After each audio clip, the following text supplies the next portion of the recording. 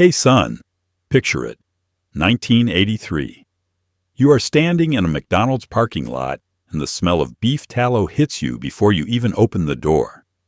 The golden arches glow like a promise in the dusk, and inside, under fluorescent lights, a birthday party is happening at a table near the play place. Ronald McDonald himself might show up. The fries taste like they were kissed by something holy. Tonight, we are diving into something that will make you hungry, nostalgic, and maybe a little bit angry. The truth about why McDonald's is not the same anymore. And no, it is not just your taste buds lying to you. Millions are walking away, and they have their reasons. Before we go further, if you are enjoying what we do here, take a second to like this video and subscribe. Only if you genuinely want to, no pressure. We are also live on Spotify now, so check us out there if you want this in your ears while you are folding laundry or pretending to work. Link is in the description. Drop a comment too and let me know where you are watching from and what time it is for you. I always love seeing who is out there in the dark with me. Now here is what we need to talk about.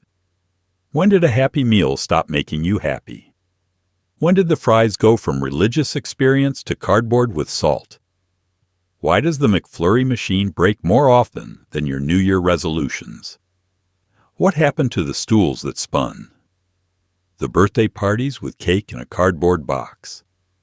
The styrofoam that squeaked when you opened your Big Mac like it was whispering secrets? And why, exactly, does it feel like McDonald's traded its soul for efficiency? It is 1955 now. Ray Kroc is shaking hands with the McDonald brothers in San Bernardino. The fryer is bubbling. A car pulls up to the window. The franchise dream is about to be born. And everything is about to make sense. Let us start with the fries, because that is where the betrayal began. In the 1980s, McDonald's fries were cooked in beef tallow. Pure, glorious, artery-hardening beef fat. They came out of the fryer, golden, crispy, and tasting like something your grandmother would have made if she had a deep fryer and no regard for cholesterol. You could smell them from the parking lot. You could taste the salt and fat on your tongue before the fry even touched your lips. Then, in 1990, everything changed. The shift happened quietly. McDonald's announced it was switching from beef tallow to vegetable oil. The reason? Health concerns? Pressure from advocacy groups? The rising panic about saturated fat and cholesterol that swept through America in the late 80s like a fever. Heart disease was the enemy, and beef fat was on the most wanted list. McDonald's, ever the company that read the room, made the switch.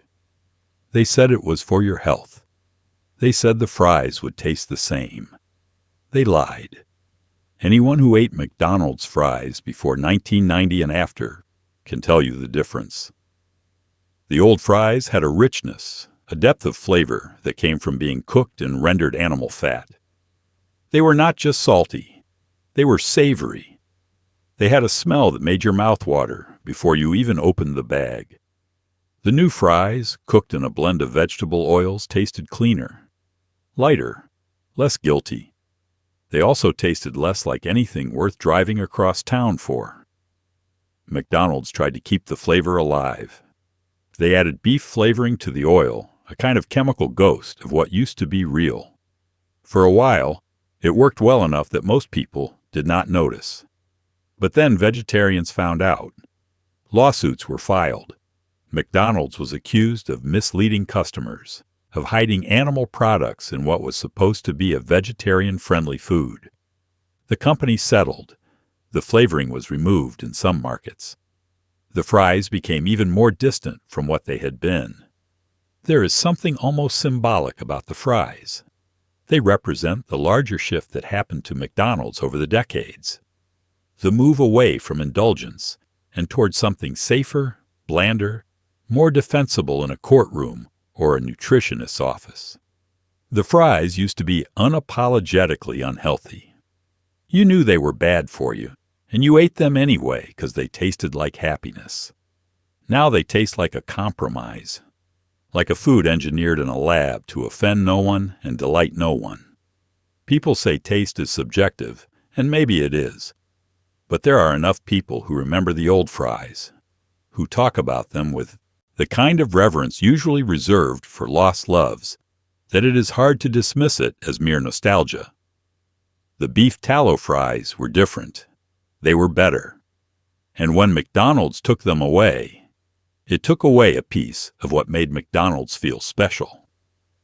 The fry betrayal was not just about flavor, it was about trust. McDonald's had always been the place that did not apologize for what it was. Fast, cheap, greasy, delicious.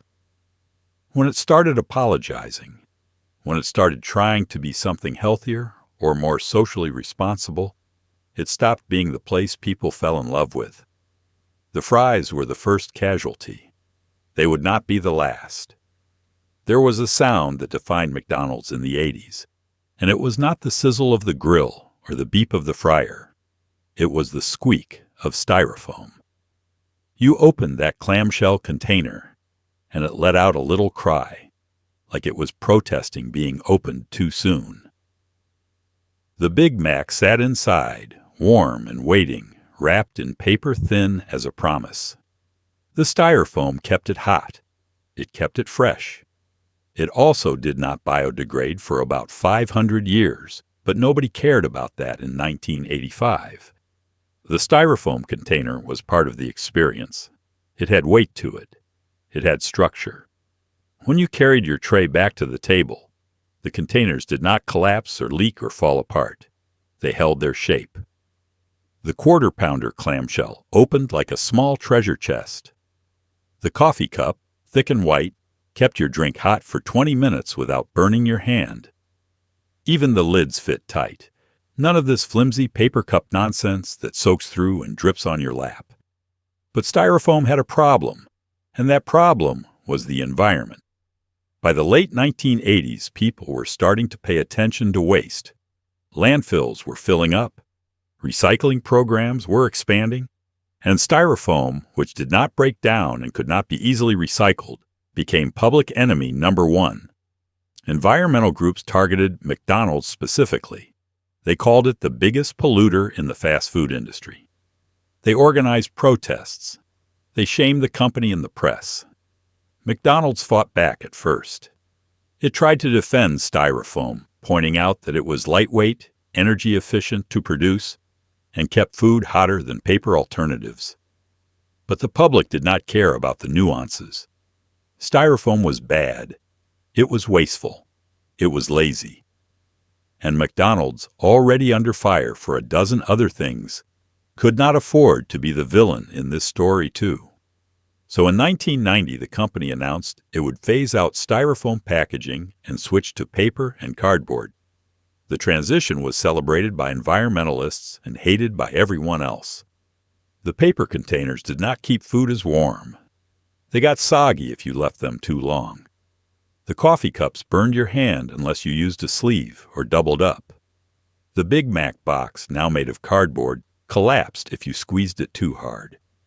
The packaging felt cheaper, flimsier, like McDonald's was cutting corners. And maybe it was. Because while the switch to paper was sold as an environmental victory, it also saved McDonald's money. Paper was cheaper than styrofoam. The company could look good and cut costs at the same time. Win-win. Except for the customers, who now had to deal with lukewarm burgers and coffee that cooled before they made it back to the office. The styrofoam squeeze was another moment where McDonald's chose optics over experience. It chose to look responsible rather than to be indulgent. And while you can argue that getting rid of styrofoam was the right thing to do, you cannot argue that the food experience stayed the same. It did not. The squeak was gone. The warmth was gone. And with it, another small piece of what made McDonald's feel like McDonald's disappeared into the landfill of corporate compromises. The play place was not just a playground. It was a rite of passage. You climbed through those primary colored tubes with no adult supervision, no safety padding, and no concept of liability. You went down metal slides that burned your thighs in July. You jumped into ball pits that probably had not been cleaned since the Carter administration, and it was glorious. Then, sometime in the late 90s, the play places started disappearing. In the 1980s and early 90s, nearly every McDonald's had a play place. Indoor or outdoor, it did not matter. It was a place where parents could sit and drink terrible coffee while their children burned off energy in a maze of plastic and foam. The design was chaotic. Tubes that twisted in nonsensical directions. Slides that dropped you faster than gravity should allow. Ball pits filled with thousands of plastic spheres that smelled faintly of feet and French fries. It was not safe by modern standards. It was barely supervised, and kids loved it. The outdoor play place were the original version. Metal structures shaped like hamburgers or cartoon characters. Climbing nets. Spinning platforms. Slides made of steel that turned into griddles under the summer sun. You would climb to the top of the structure, touch the slide, feel the heat radiating off it like a warning, and go down anyway. You would come out the other side with the backs of your legs red and stinging. Nobody sued. Nobody complained. It was just part of the deal. Then the indoor play places arrived, and they were even better. Enclosed tubes you could crawl through. Multi-level platforms. Obstacles and tunnels and dead ends that turned the whole thing into a maze. You could get lost in there. You could hide from your parents for 20 minutes while they shouted your name from below. The ball pit was the crown jewel. A pool of plastic balls you could dive into, swim through, bury yourself in. No one checked what was at the bottom. You just hoped for the best. But the play places had a problem, and that problem was lawsuits. Kids got hurt. They fell. They collided. They got stuck in the tubes and had to be pulled out by employees who were not paid enough to deal with that. Parents started suing. McDonald's started settling. Insurance companies started raising rates. The math stopped making sense, so the play places started closing. Some were removed entirely. Others were left to decay, the colors fading, the tubes cracking, the ball pits drained and roped off like crime scenes.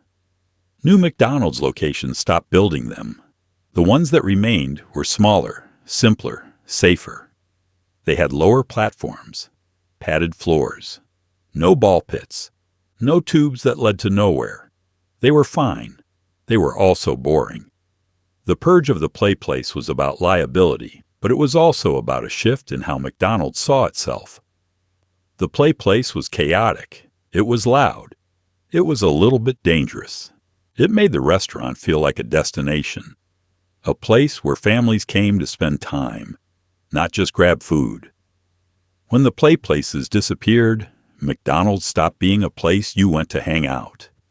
It became a place you went through. Another small piece of the experience filed away in the name of efficiency and risk management. Ronald McDonald used to be everywhere. He was on your television. He was on billboards. He showed up at your birthday party in person, doing magic tricks and handing out balloon animals. Kids loved him. Parents tolerated him. He was the face of the franchise. Then, around 2010, Ronald quietly vanished. It was not a dramatic exit. There was no press release announcing his retirement. He just appeared less and less frequently. Fewer commercials. Fewer in-store appearances. The statue of Ronald sitting on the bench outside the restaurant was quietly removed. The birthday party visits stopped. By 2016, Ronald McDonald was effectively gone from public view, disappeared like a mascot in witness protection. The official explanation was vague. McDonald's said it was reimagining its marketing. It was focusing on food quality and customer experience, rather than characters and gimmicks. But the real reason was darker. A wave of creepy clown sightings swept the country in 2016. People dressed as clowns were spotted lurking in parks, near schools, on street corners. It became a moral panic. Clowns, once symbols of fun and childhood joy, were now associated with fear and threats. Ronald McDonald, the most famous clown in the world, became a liability. But the decline of Ronald had started earlier. Fast food companies were under intense pressure to stop marketing to children. Advocacy groups accused McDonald's of using Ronald to manipulate kids into eating unhealthy food. They pointed to studies showing that children were more likely to choose McDonald's if they recognized the mascot. Ronald was not just a friendly clown. He was a tool of corporate influence aimed at people too young to understand advertising. McDonald's tried to defend him. The company argued that Ronald promoted literacy programs and charity work through the Ronald McDonald House. He was not just selling Happy Meals. He was doing good in the world. But the optics were bad. A clown selling junk food to children while childhood obesity rates climbed felt tone-deaf at best and malicious at worst. Ronald had to go. His disappearance left a void. Ronald had been the face of McDonald's for over 50 years. He was more recognizable than most presidents. He represented fun, nostalgia, the idea that McDonald's was not just food, but an experience. Without him, McDonald's felt colder, more corporate, just another fast food chain trying to sell you a sandwich. There were rumors that Ronald might come back, that McDonald's was waiting for the cultural moment to shift, for clowns to be fun again. But as the years passed, it became clear that Ronald was gone for good. The world had changed. Marketing had changed. Childhood had changed. A clown handing out burgers no longer felt innocent. It felt outdated, maybe even sinister. Ronald McDonald's disappearance was symbolic.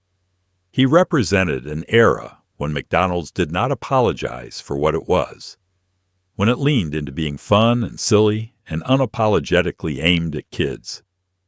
When Ronald went into hiding, McDonald's lost a piece of its soul. It became safer, more respectable, more boring. The clown was gone, and with him, the last trace of joy that did not come with a disclaimer. There was a time when Happy Meal toys were worth something. Not money, but currency among children. You collected them. You traded them. You begged your parents to go back to McDonald's 3 days in a row because you needed the whole set. They were cheap plastic, sure, but they were also magic. Then, somewhere along the way, the toys got cheaper, flimsier, and less inspired. In the 1980s and 90s, Happy Meal toys were events. McDonald's partnered with major franchises, Disney movies, Looney Tunes, Hot Wheels, Barbie. The toys were small but detailed. They had moving parts. They did things. A tiny Batmobile with wheels that actually rolled. A Barbie doll in a different outfit every week. A Transformers figure that actually transformed. Kids played with these toys for months. Some kept them for years. The toys were also collectible in a way that felt real. Each promotion lasted a few weeks, and if you missed one, you missed it. There was no going online to buy the full set. You had to go to McDonald's. You had to order a Happy Meal. You had to hope the location you went to had not run out of the toy you wanted. Scarcity made them valuable. The hunt made them exciting. Then McDonald's started cutting corners. The toys got smaller. The plastic got thinner. The designs got simpler.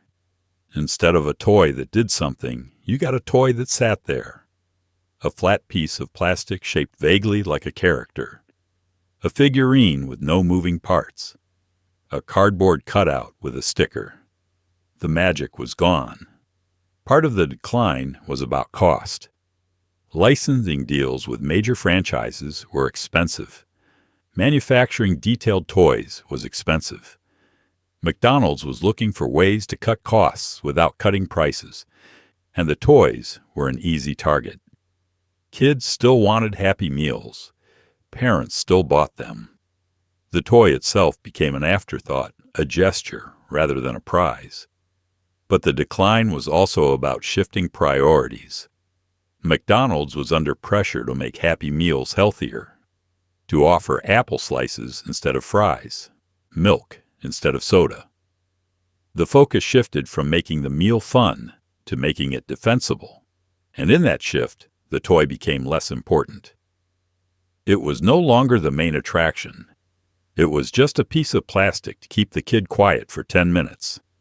The toy decline hit hard because it represented something larger. The Happy Meal had always been about the experience, not just the food. The box had games on it. The toy was a surprise. Opening a Happy Meal felt like opening a present. When the toys got worse, the whole experience deflated. It became transactional. You paid money, you got food, you threw away a piece of junk. Some promotions still hit. Movie tie-ins with major studios, retro revivals of old favorites. But these felt like exceptions, moments when McDonald's remembered what it used to be rather than what it had become. The rest of the time, the toys were forgettable, disposable, the kind of thing that ended up in the bottom of the toy box or the trash before the week was over. The Happy Meal toy decline was not just about toys. It was about care. It was about whether McDonald's still cared about making childhood magical or whether it just cared about moving product. And based on the toys, the answer seemed clear. The dollar menu was not just a menu. It was a social contract. It said, you can eat here for $1 and you will leave full enough to function. McDouble, McChicken, small fries, $1 each. You could feed yourself for $3 and still have change for a soda. It was the closest thing America had to affordable food that did not require a stove. The dollar menu launched in 2002, and it changed everything. McDonald's had always been cheap, but the dollar menu made it cheaper. It democratized fast food. You did not need $5 for a meal. You did not need a job. You just needed $1, and McDonald's would feed you.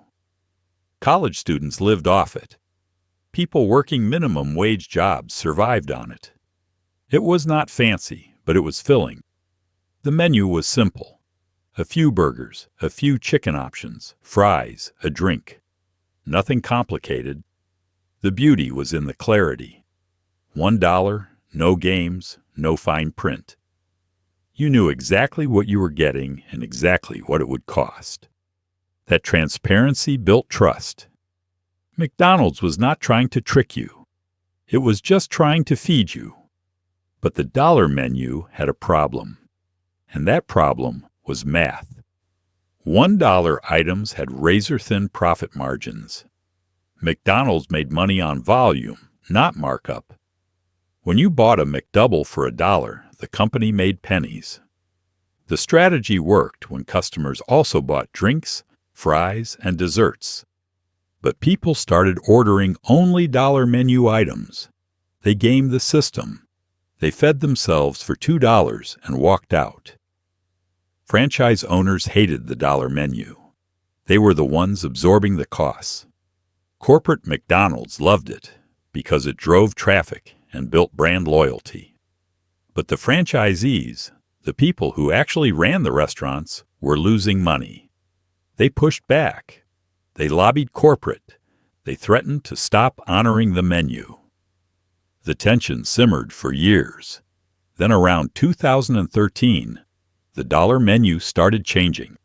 Items were removed. Prices were raised. The McDouble went to $1.19, then $1.29, then $1.39. The menu was rebranded as the Dollar Menu and More, which was a polite way of saying it was not a dollar menu anymore. By 2018, the dollar menu was effectively dead. McDonald's replaced it with a value menu that had items ranging from $1 to $3. Some items were still cheap, but the clarity was gone. The promise was broken. You could not walk into McDonald's with $3 and know you would walk out fed. You had to check the prices. You had to calculate. It became just another menu. The death of the dollar menu was about more than prices. It was about access. For millions of people, McDonald's was not a treat. It was survival. It was the place you went when you had $5 until payday and needed to stretch it as far as it would go. The dollar menu made that possible. When it died, McDonald's stopped being the place that fed people who had nothing. It became the place that fed people who could afford to eat anywhere. The shift was quiet but brutal. McDonald's stopped being for everyone and started being for people with a little more money. The dollar menu had been a safety net. When it disappeared, so did the promise that McDonald's would always be there when you needed it most. For decades, people begged McDonald's to serve breakfast all day. Petitions were signed. Memes were made. The Egg McMuffin had a cult following, and the fact that you could only get it before 10:30 in the morning felt like culinary tyranny. Then, in 2015, McDonald's finally caved. All-day breakfast arrived. People rejoiced.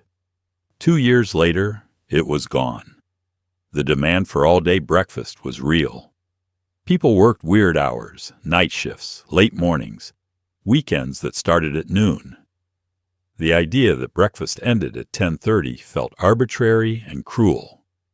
Why could you get a Big Mac at 7 in the morning, but not a sausage biscuit at 2 in the afternoon? It made no sense. McDonald's resisted for years, citing logistical challenges. Kitchens were not big enough, grills were not hot enough.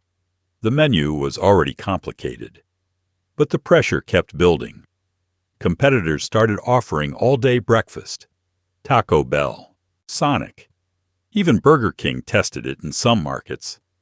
McDonald's was losing customers who wanted breakfast on their schedule, not McDonald's schedule.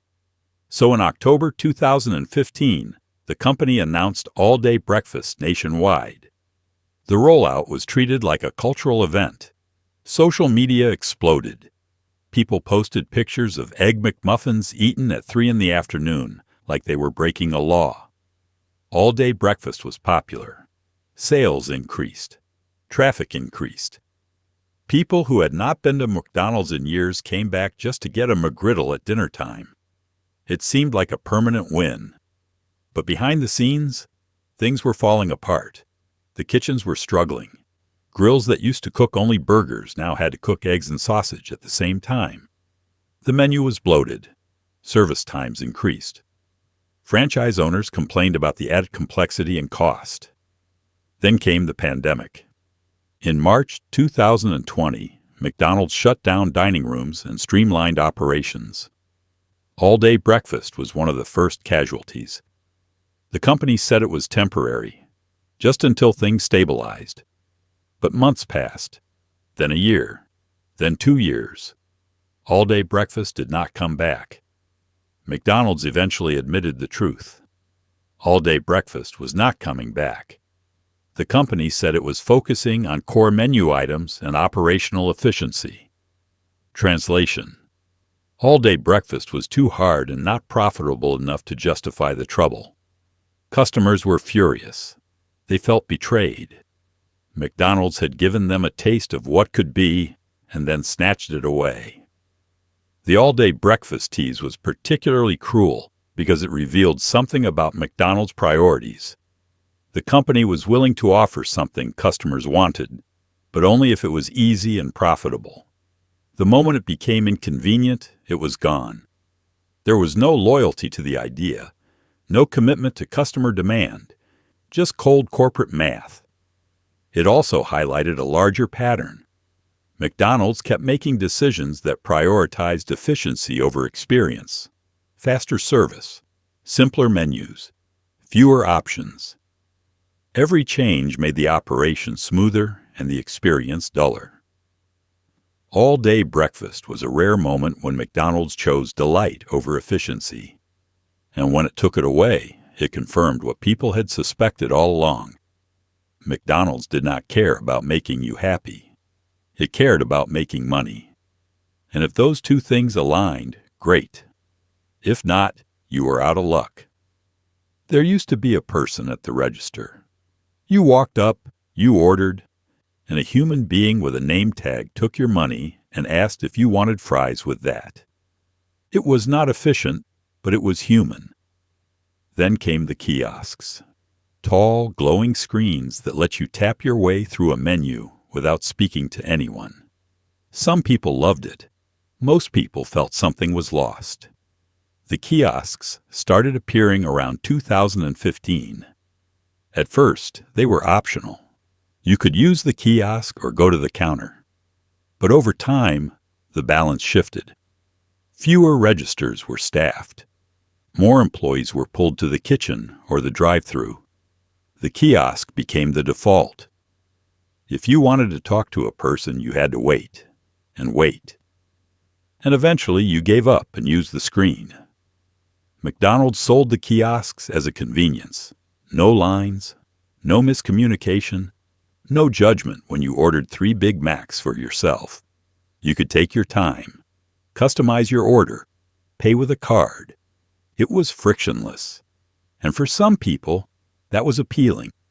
Introverts loved it. People in a hurry loved it. Anyone who had ever had their order misheard or misentered loved it. But the kiosks also felt cold, transactional. You tapped buttons on a screen, paid, and walked away. No greeting, no small talk, no human acknowledgement that you existed. The experience became faster, but emptier. You were not a customer. You were a series of inputs. Burger, fries, drink, confirm, pay, done. The kiosks also displaced workers. Not immediately, not dramatically, but slowly. Fewer people were needed at the counter. Staffing levels dropped. And while McDonald's insisted that workers were being redeployed to other roles, the math was obvious. A kiosk did not need breaks. It did not call in sick. It did not ask for a raise. It was cheaper and more reliable than a teenager. There was also something psychologically different about ordering from a machine. When you ordered from a person, there was a moment of connection, however brief. Eye, contact, a smile, a thank you. It reminded you that you were in a place with other people. When you ordered from a kiosk, you were alone, just you and a glowing screen in a room full of strangers. The shift to kiosks was part of a larger trend in fast food and retail. Automation, self-service, reducing labor costs. But it also changed the texture of the experience. McDonald's had never been warm exactly, but it had been human.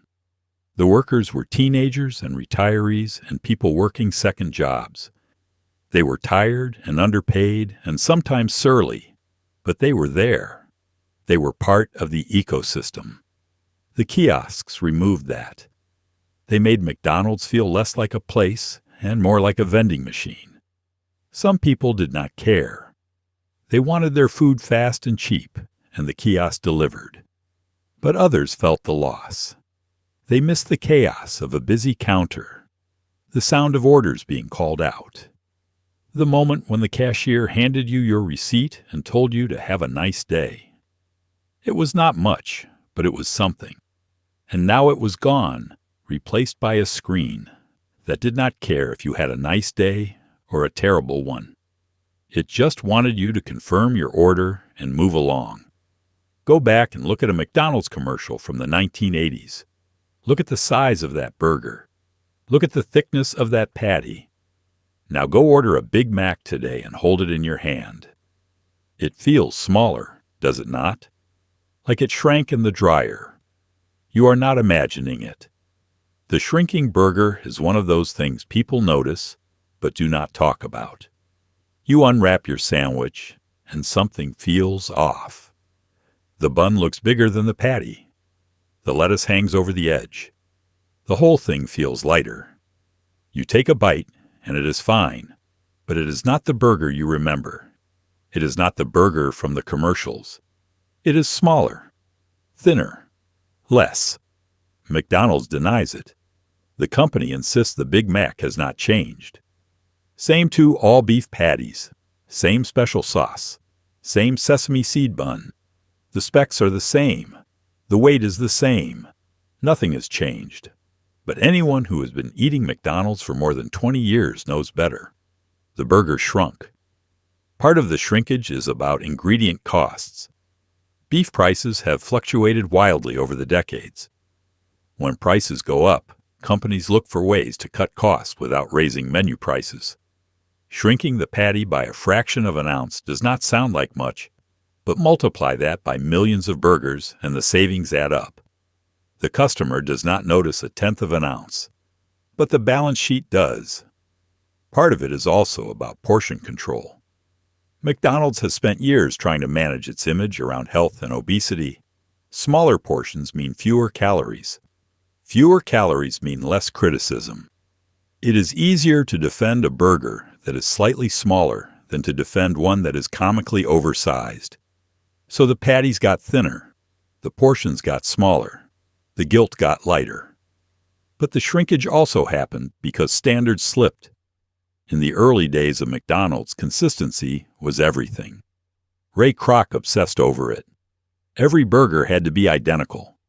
Same weight, same thickness, same assembly. Franchisees were audited. Quality was enforced. But as the company grew and franchises multiplied, that control weakened. Some locations cut corners. Some suppliers delivered thinner patties. Some workers assembled burgers carelessly. The result was inconsistency. And in that inconsistency, the burger shrank. The shrinking burger is frustrating because McDonald's will not admit it. The company gaslights customers into thinking they are misremembering. That nostalgia has inflated their memory of what the burger used to be. But the evidence is there. Old commercials, old photos. The burgers were bigger, the patties were thicker, the experience was more substantial. And now it is not.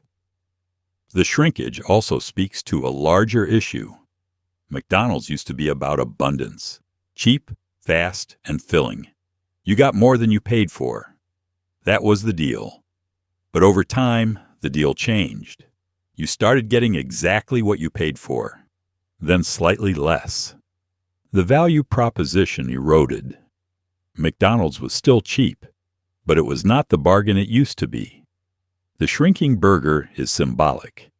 It represents a company that is slowly, quietly taking more and giving less. A company that thinks customers will not notice or will not care. And for the most part, they are right. Most people do not notice.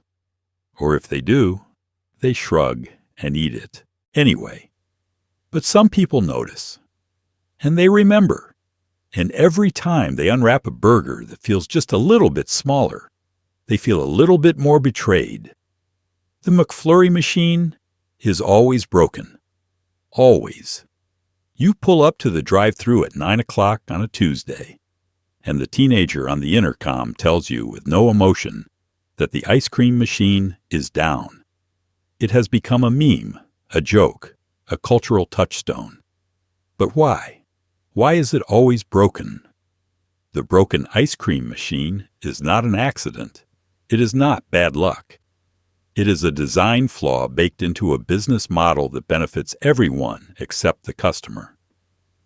The machines McDonald's uses are made by a company called Taylor. They are expensive, complicated, temperamental.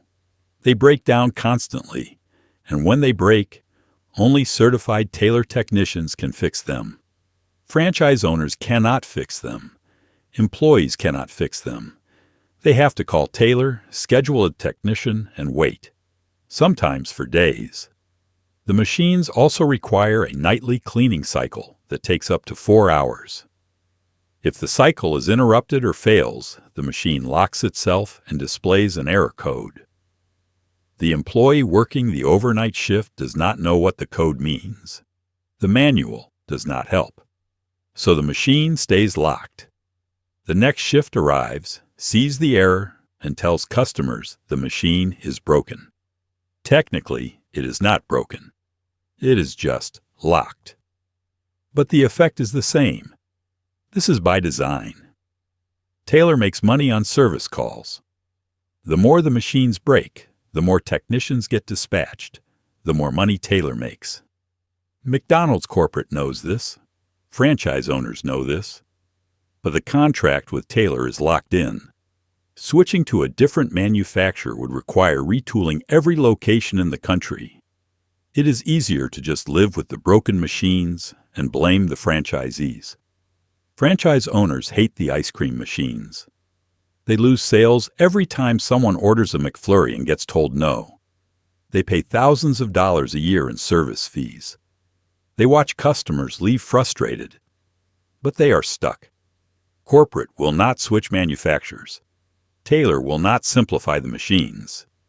And customers keep getting told the machine is down. There have been attempts to fix the problem. A startup called Kitch developed a device that could monitor the Taylor machines and alert owners to problems before they became failures. It worked. Franchise owners loved it. Then Taylor and McDonald's corporate shut it down. They claimed Kitch violated the machine's warranty. They threatened franchise owners who used it. Kitch sued. The case is still ongoing. The machines are still broken. The ice cream machine conspiracy is a perfect encapsulation of modern corporate dysfunction. A problem everyone knows about, a solution that exists, and a system so entrenched that fixing it is harder than living with it. McDonald's could fix the machines. It could switch manufacturers. It could demand better from Taylor. But it does not, because fixing the problem would cost money. And letting the problem exist only costs customer goodwill. And customer goodwill apparently is cheap. The broken ice cream machine has become a symbol of McDonald's decline. A company that used to obsess over consistency and customer experience now shrugs at a problem that affects millions of people. A company that built its reputation on reliability now cannot guarantee you can get a milkshake. It is a small thing. A stupid thing. But it is the kind of small, stupid thing that adds up. That makes people stop trusting.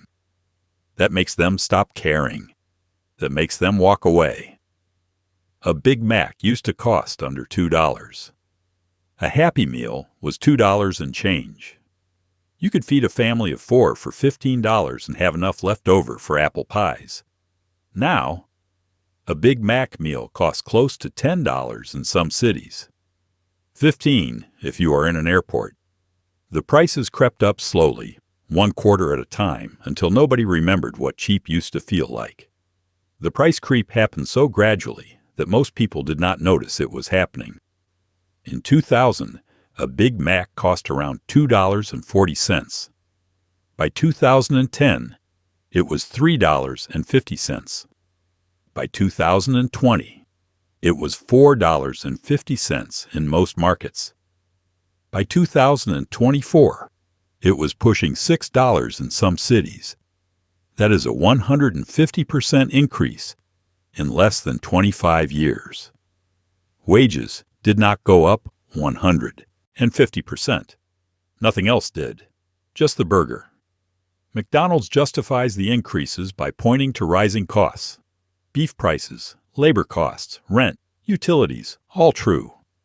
Running a restaurant is expensive and costs go up every year. But McDonald's is also posting record profits. The company is not struggling, it is thriving.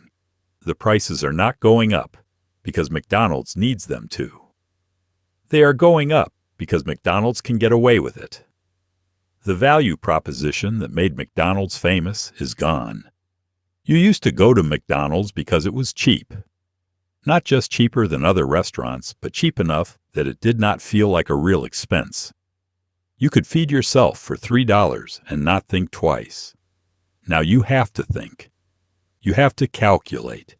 You have to decide if $10 for a combo meal is worth it, or if you should just go somewhere else. And people are going somewhere else. McDonald's is losing customers to cheaper alternatives, dollar stores that sell frozen food, gas stations with hot food counters, grocery stores with prepared meals. The gap between McDonald's prices and actual cheap food has widened. McDonald's is no longer the budget option. It is just another option. And when you are just another option, you lose the loyalty that came from being the only option people could afford. The price creep also hits different communities differently. In wealthier areas, $10 for a meal is nothing. People do not blink. But in lower-income neighborhoods, $10 is a calculation. It is a choice between McDonald's and something else. It is the difference between eating out and eating at home. McDonald's used to serve those communities. It used to be the place where you could stretch $1. Now it is pricing those same people out. There is also something insulting about the way the prices have increased while the quality has stayed the same or declined. You are paying more for the same burger, the same fries, the same experience. Nothing has improved. The food is not better. The service is not faster. The restaurants are not cleaner. You are just paying more because McDonald's decided you would. The company tries to soften the blow with promotions, app-only deals, limited-time offers, buy one, get one free. But those are Band-Aids. They do not change the fact that the base prices have gone up. They just make you feel like you are getting a deal when really you are just paying slightly less than the inflated price. The price creep is a betrayal of what McDonald's used to be. It used to be the great equalizer. Rich or poor, everyone could afford a Big Mac. Everyone could afford a Happy Meal for their kid. That is gone now. McDonald's has become expensive enough that it is no longer accessible to everyone. It has priced itself out of the demographic that built it, and in doing so, it has lost something essential. It has lost the idea that McDonald's is for everyone. Now it is just for people who can afford it. And that is a much smaller group than it used to be. Having your birthday party at McDonald's was the pinnacle of childhood joy in the 1980s. Your mom called ahead, booked the party room, and showed up with a cake. McDonald's provided the rest. Happy Meals for everyone. A visit from Ronald. Maybe some games led by a teenager and a visor. It was low effort for parents and high reward for kids. Then the party rooms started closing. The McDonald's birthday party was a cultural institution. It was not fancy. It was not expensive. But it was special. The party room was usually a separate space with its own tables and decorations, balloons, streamers, a banner that said Happy Birthday in primary colors. You sat at a long table with your friends, and everyone got a happy meal. The excitement was not just about the food. It was about being there, about being at McDonald's with your friends, about feeling like the restaurant was yours for an hour. Ronald McDonald was the main attraction. Not every party got him. But when he showed up, it was magic. He did card tricks. He made balloon animals. He led games like Simon Says and Red Light, Green Light. He was goofy and kind and made every kid feel seen. You got a Polaroid with him. Your mom kept it in a photo album. Years later, you would look at it and remember the feeling of that day. The joy, the simplicity, the fact that all it took to make you happy was McDonald's and your friends. But the parties started disappearing in the late 1990s and early 2000s. Party rooms were expensive to maintain. They took up space that could be used for more seating or kitchen expansion. McDonald's was shifting its focus to speed and efficiency. Drive-through, takeout, get people in and out. A party room was the opposite of that. It encouraged people to stay, to linger, to take up space without generating enough revenue to justify it. Ronald McDonald's decline also hurt the parties. Though without Ronald, the parties lost their centerpiece. A teenager in a visor leading games was not the same. It felt obligatory, mechanical. The magic was gone. Parents started looking for alternatives. Chuck E. Cheese, bowling alleys, trampoline parks, places that were designed for parties, not just tolerating them. McDonald's also started competing with itself. The rise of at-home parties with store-bought cakes and decorations made hosting at home easier and cheaper. You could order pizza, set up a backyard obstacle course, and save money. The convenience of a McDonald's party was no longer enough to justify the cost and hassle of organizing it. The party rooms that remained were depressing. Outdated decorations, stained tables, a sense that nobody cared anymore. The party packages were still available in some locations, but they felt like relics. Something McDonald's offered because it used to, not because it wanted to. The employees assigned to run the parties looked miserable. The kids looked bored. The parents looked like they wished they had chosen somewhere else. The end of the birthday party era was about more than logistics. It was about McDonald's walking away from childhood. The parties were never profitable. They were a gesture, a way of saying, "We are part of your family's memories. We are part of your childhood." When McDonald's stopped offering that, it stopped being a place that cared about more than transactions. It became just another restaurant, just another brand. And the kids who used to have their birthdays there grew up and stopped bringing their own kids. The cycle broke. The tradition died. And McDonald's became a little bit less special with every party room that closed. For most of fast food history, you did not know what you were eating. No calorie counts. No nutrition labels. No guilt. You ordered a Big Mac and fries because it tasted good and cost $2, not because you had calculated your macros. Then, in 2008, new laws required chains to post calorie counts on menus. Suddenly, ignorance was no longer bliss. The Affordable Care Act included a provision that required restaurants with 20 or more locations to display calorie information on menus and menu boards. The rule went into effect in 2018, though some cities and states had already implemented similar laws earlier. The goal was transparency, to give consumers the information they needed to make informed choices, to combat obesity by making people aware of what they were eating. For McDonald's, the new labels were a reckoning. A Big Mac has 550 calories. Add a medium fries and you are at 830. A medium Coke adds another 210. Your combo meal is over 1,000 calories. That is half the recommended daily intake for most adults. And you are getting it in one sitting, in 15 minutes, without thinking. The numbers were shocking. Not because the food had changed, but because people had never seen the numbers before. They knew fast food was unhealthy. But knowing it vaguely and seeing it quantified are two different things. Seeing a number next to your order made it real, made it impossible to ignore. Some people kept ordering the same food. Others started making different choices. A grilled chicken sandwich instead of a burger. A salad instead of fries. Water instead of soda.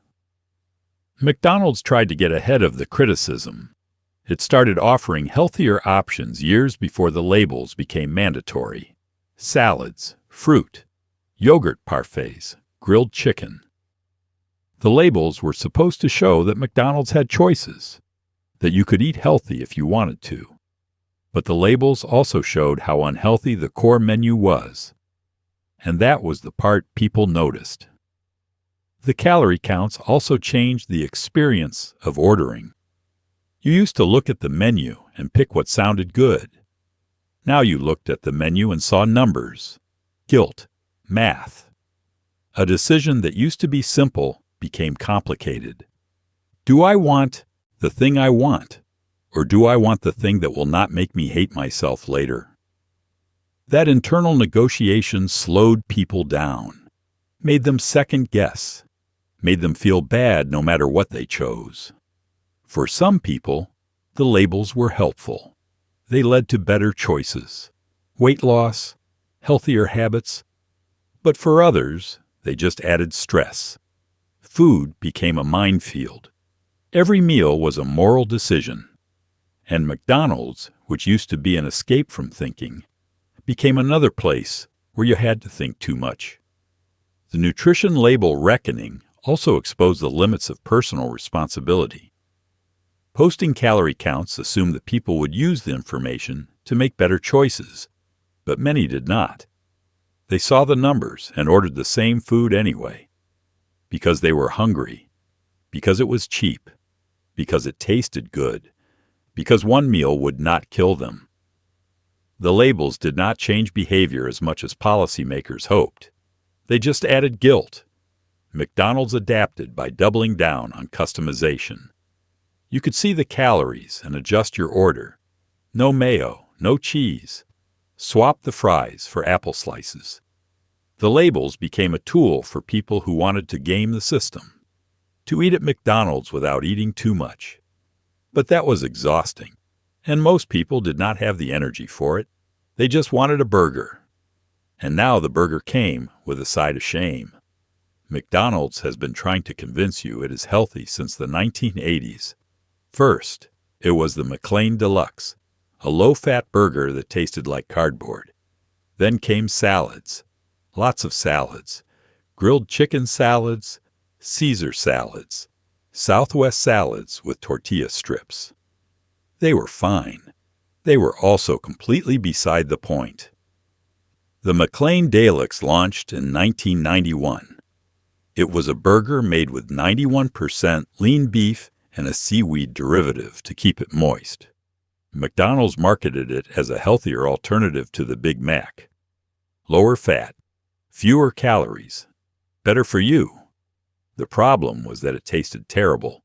Dry, flavorless, wrong. Customers tried it once and never came back.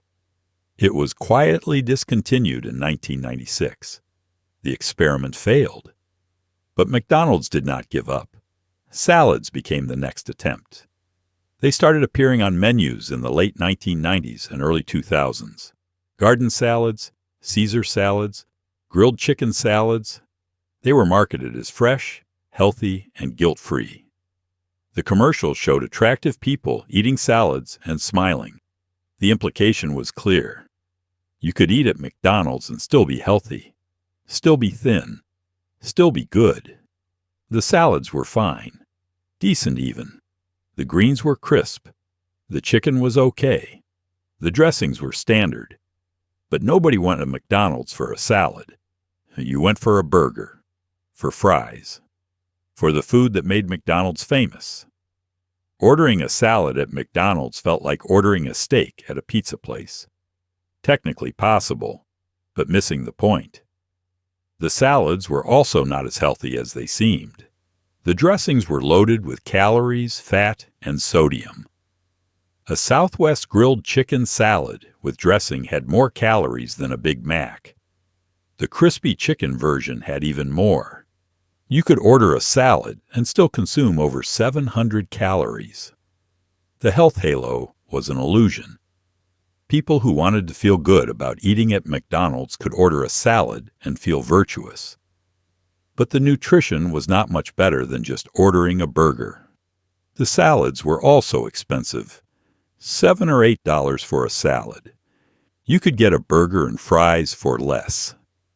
The value proposition did not make sense. If you wanted a salad, you could go to a salad place. Somewhere that specialized in salads. Somewhere that made them well. McDonald's salads felt like an afterthought, a checkbox, something the company offered to deflect criticism, not because it believed in them. The salad pretense was frustrating because it was so transparent. McDonald's was not trying to be a healthy restaurant.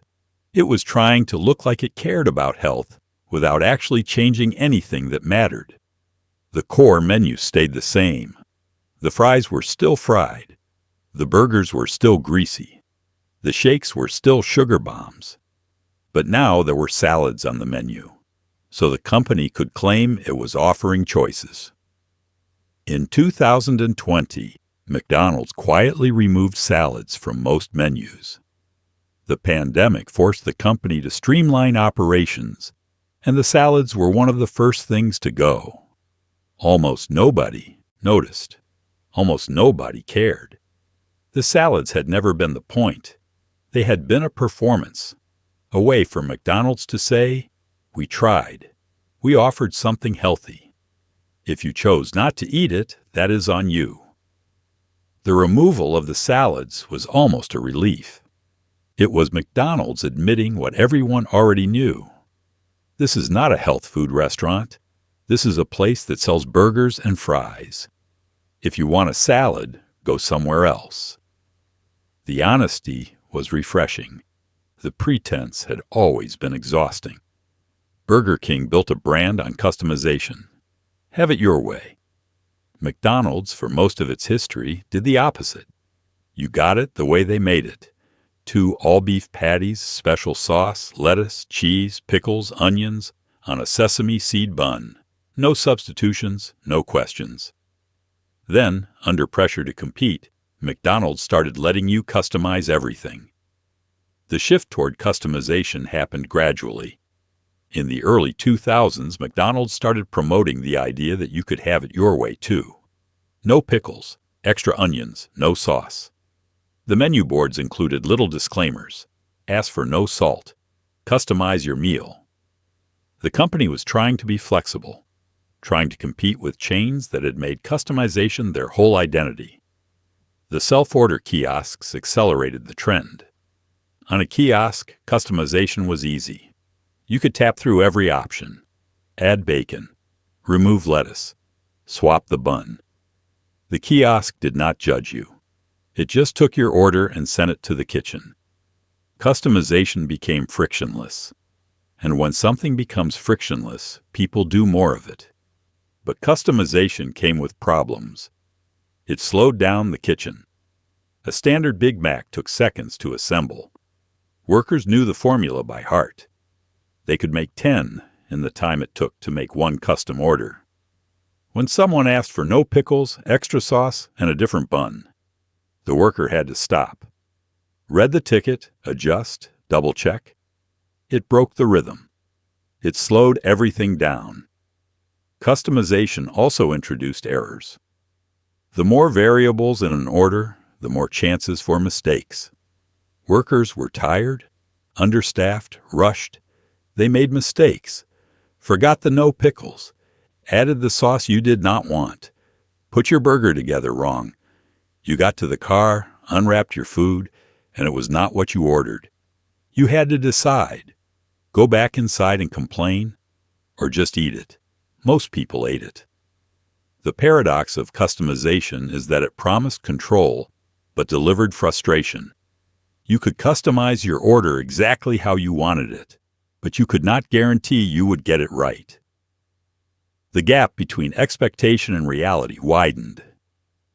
When McDonald's made every burger the same way, you knew what you were getting. It was consistent, predictable. Now it was a gamble. And when you are paying $10 for a meal, you do not want to gamble. Customization also made the menu more confusing. The old menu was simple. Burgers, fries, drinks. You picked one from each category and moved on. The new menu had endless options, sizes, add-ons, substitutions, combos, limited time offers, special deals on the app. It was overwhelming. People stood at the counter or sat in the drive-thru, staring at the board, paralyzed by choice. McDonald's sold customization as empowerment. You are in control. You decide what goes on your burger. But most people did not want control. They wanted someone to hand them a burger that tasted good. They wanted simplicity, clarity. the confidence that comes from knowing exactly what you are getting. Customization took that away.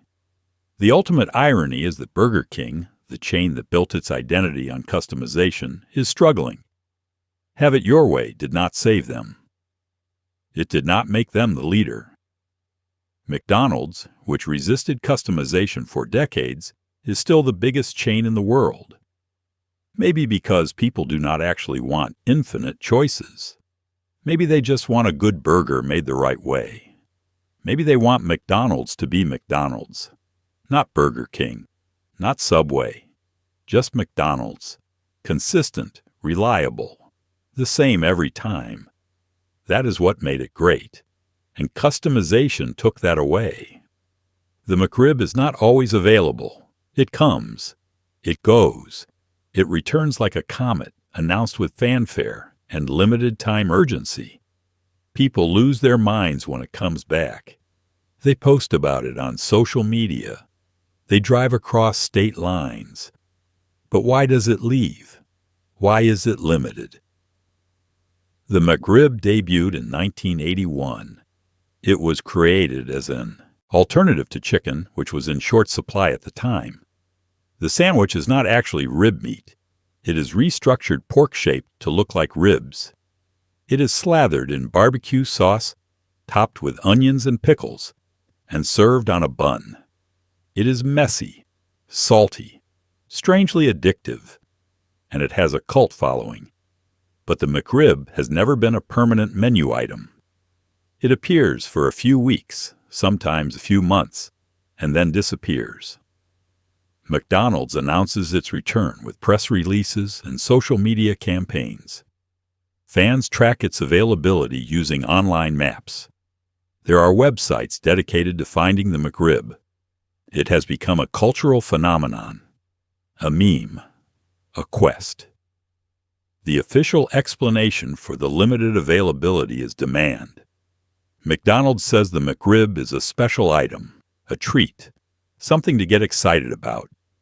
If it were available all the time, it would lose its appeal. Scarcity creates desire.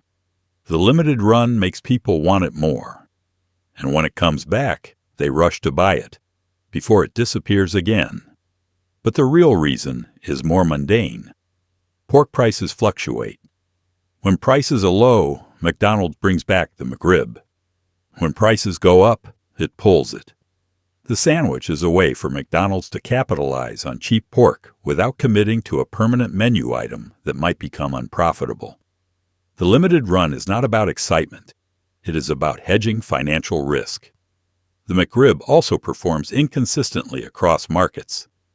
In some regions, it sells well. In others, it barely moves. A permanent menu item needs to perform everywhere. The McRib does not. So McDonald's treats it as a regional or seasonal offering. It tests the waters. It sees what sells. It adjusts. The flexibility allows the company to maximize profit without overcommitting. There is also something cynical about the McRib's marketing. McDonald's has turned scarcity into a selling point. The sandwich is not special because it is good. It is special because it is rare. The company has weaponized FOMO, fear of missing out. People buy the McRib not because they love it, but because they do not know when they will get another chance. It is marketing masquerading as nostalgia. But the strategy works. Every time the McRib returns, it generates buzz. Media coverage, social media posts, lines at the drive-thru. McDonald's gets free advertising and a sales boost without spending much. The McRib is a low-risk, high-reward product, and as long as people keep falling for the scarcity trick, McDonald's will keep using it. The mystery of the McRib is not really a mystery. It is a calculated business decision dressed up as a cultural event. McDonald's knows exactly what it is doing. It is creating artificial demand through limited availability. It is exploiting nostalgia and FOMO to drive sales. And it is working.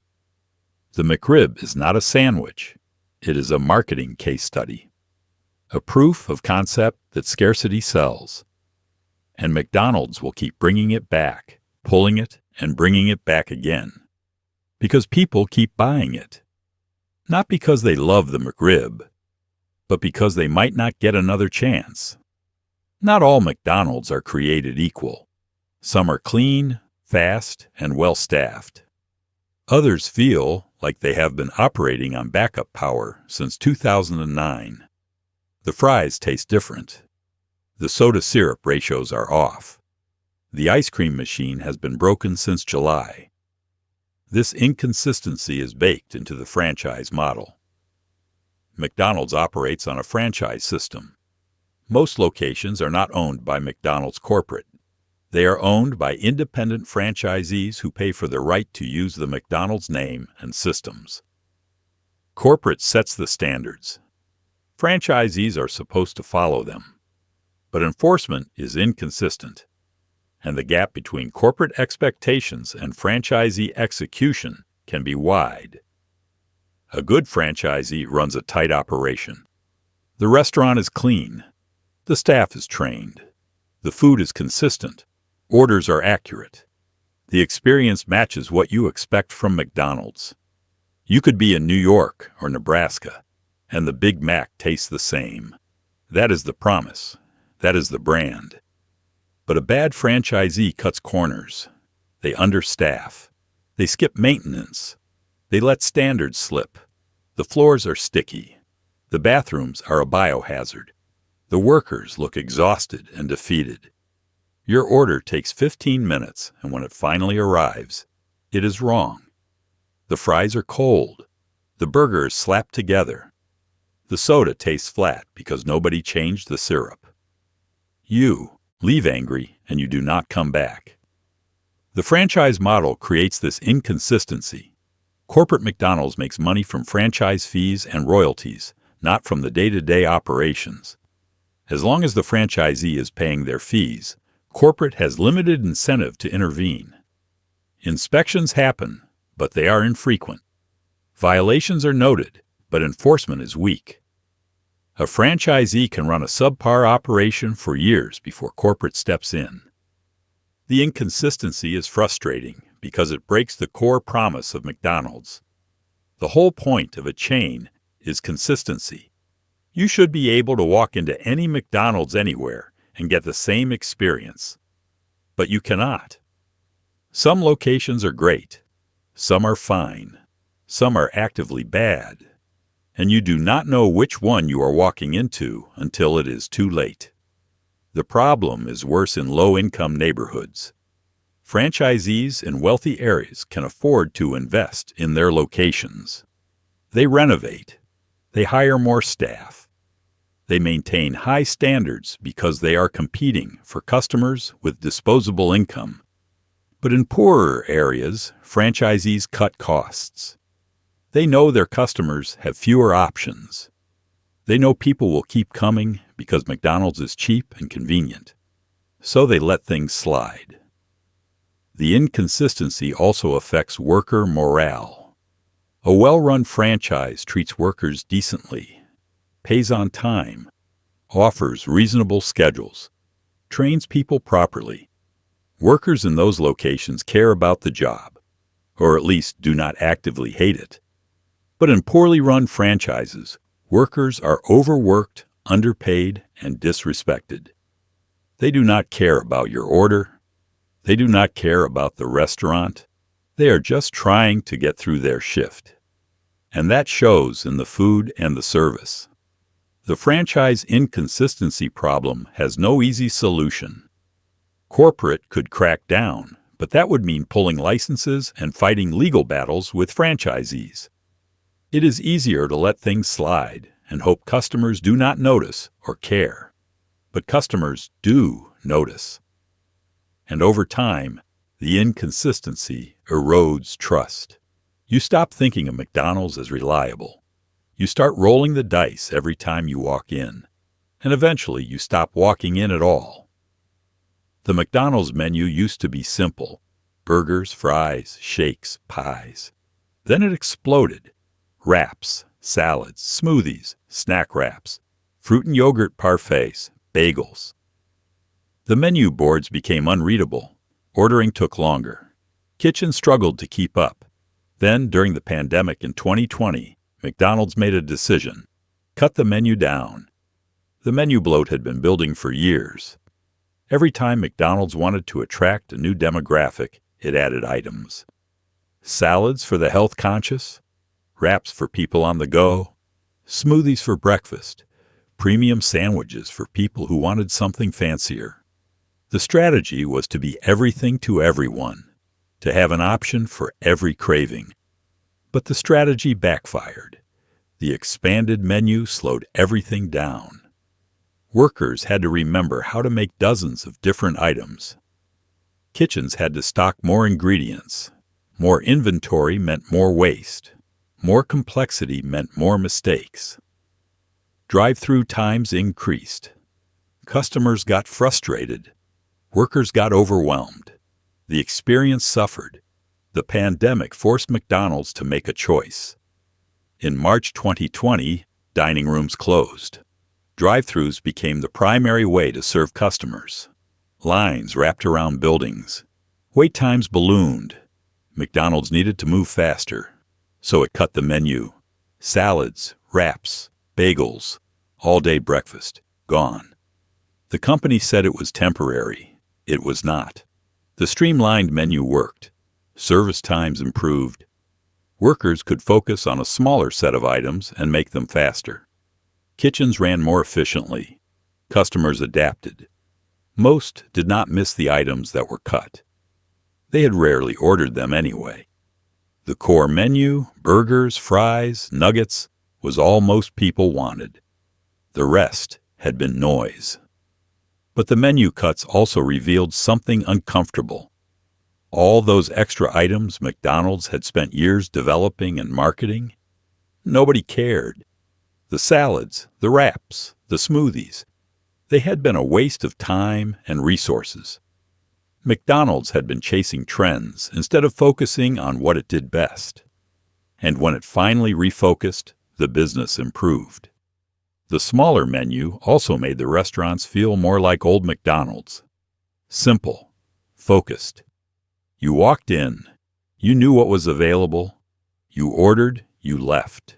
No paralysis, no confusion, just burgers and fries. The way it used to be, the way it should have stayed. But some customers were angry. People who actually liked the salads or the snack wraps felt abandoned.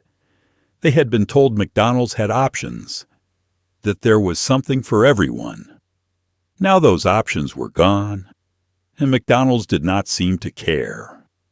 The company had decided that serving the majority was more important than serving the minority, and the minority had to find somewhere else to eat.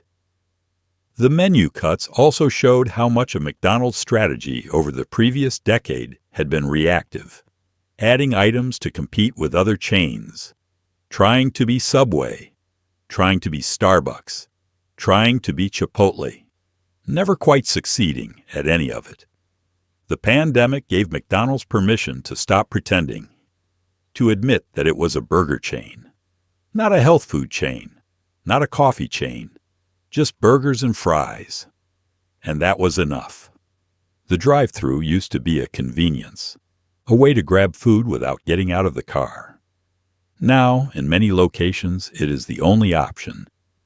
Dining rooms closed during the pandemic and never fully reopened. Even when they are open, most customers use the drive-thru. The line wraps around the building. You sit in your car for 15 minutes, engine idling, waiting for a bag of food you could have walked in and grabbed in 3. The drive-thru became dominant because it worked. It generated sales without requiring dining room space. It kept labor costs low. 1 or 2 workers could run the window while the rest focused on the kitchen. Customers liked it because it was fast and easy. Park, order, pay, drive away. No interaction, no waiting at a table, just food in a bag. But the drive-thru also changed the culture of McDonald's. It stopped being a place. It became a transaction. You did not go to McDonald's. You went through McDonald's. The difference mattered. When you went inside, you saw other people. You sat down. You ate. There was a moment of stillness, however brief. In the drive-thru, there was no stillness, just movement. You were always moving, always going somewhere else. The pandemic accelerated the shift. Dining rooms closed for safety. Drive-thrus stayed open. They became the lifeline. Customers who used to eat inside started using the drive-thru exclusively. And when dining rooms reopened, many of those customers did not come back. They had adapted. The drive-thru was easier. Why change? But the drive-thru also created new problems. Lines got longer. Wait times increased. Some locations installed dual lanes to move cars faster. But even that was not enough during peak hours. You could sit in line for 20 minutes during lunch rush, engines idling, frustration building. By the time you got your food, you were annoyed. The convenience had become an inconvenience. The drive-thru also removed the human element. You ordered through a speaker. You paid at a window. You received your food at another window. The interactions were transactional, scripted, fast. Nobody had time for small talk. Nobody wanted it. You were just another car in the line, another order to fill, another transaction to complete. The prioritization of the drive-thru also meant the dining room became an afterthought. Fewer workers inside, tables not bussed, bathrooms not cleaned. The indoor experience degraded because all the focus was on moving cars. If you walked in, you were treated like a second-class customer. The workers barely acknowledged you. The wait was longer. The food was colder, because the drive-thru came first. The drive-thru takeover was efficient, but soulless. It turned McDonald's into a conveyor belt. You fed in money. It spit out food. There was no experience, no moment, no memory.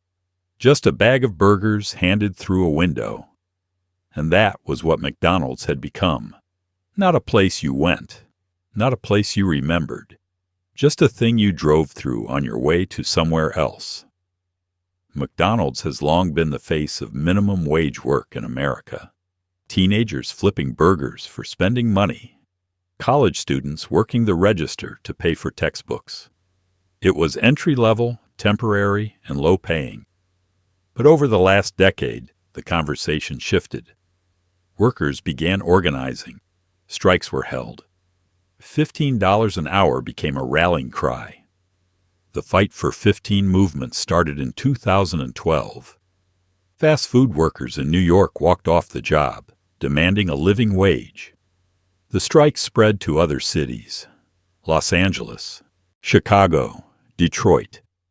The workers argued the fast food jobs were no longer just for teenagers. They were careers.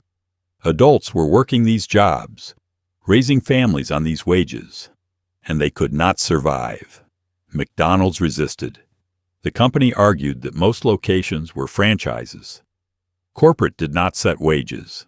Franchisees did.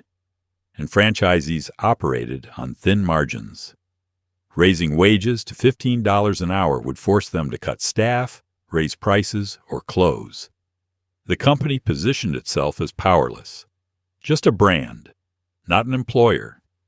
But workers did not buy it. McDonald's was a multi-billion-dollar company. Its executives made millions.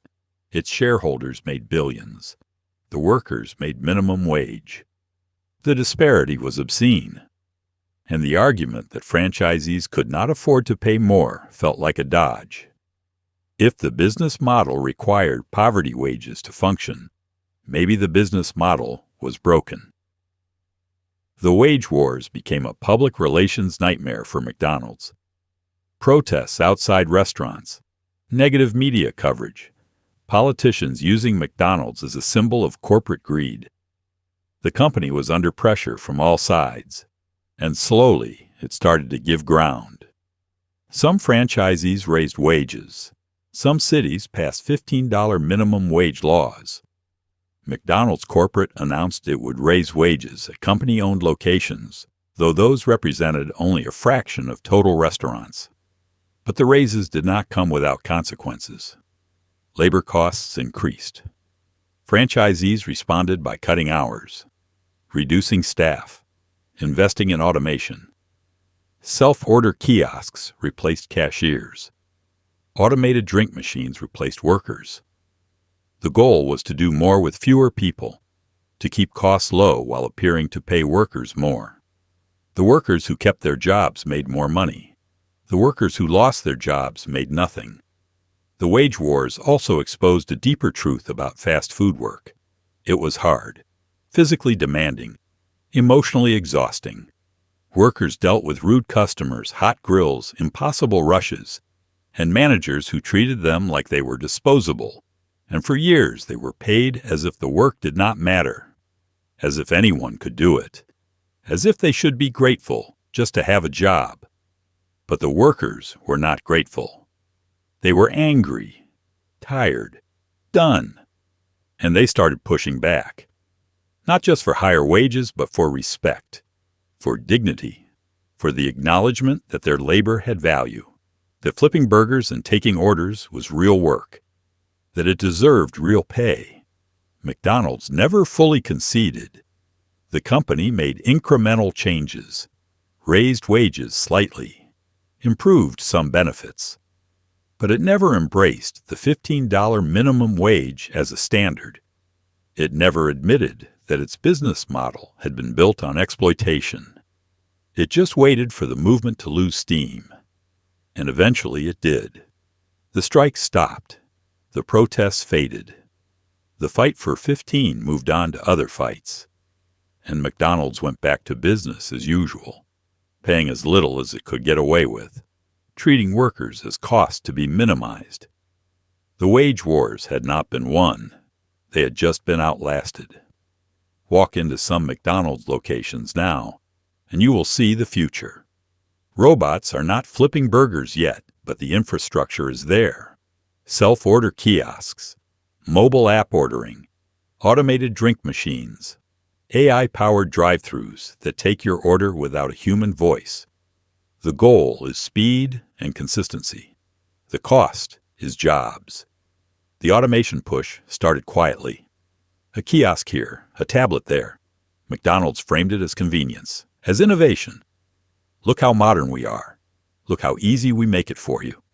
But the real motivation was cost. Labor is expensive. Humans need breaks. They call in sick. They quit. They ask for raises. Machines do not do any of that. They just work, 24 hours a day. No complaints, no benefits, no retirement plan. The kiosks were the first wave. They replaced cashiers. Not all of them, not immediately, but slowly. One kiosk could handle multiple customers at once.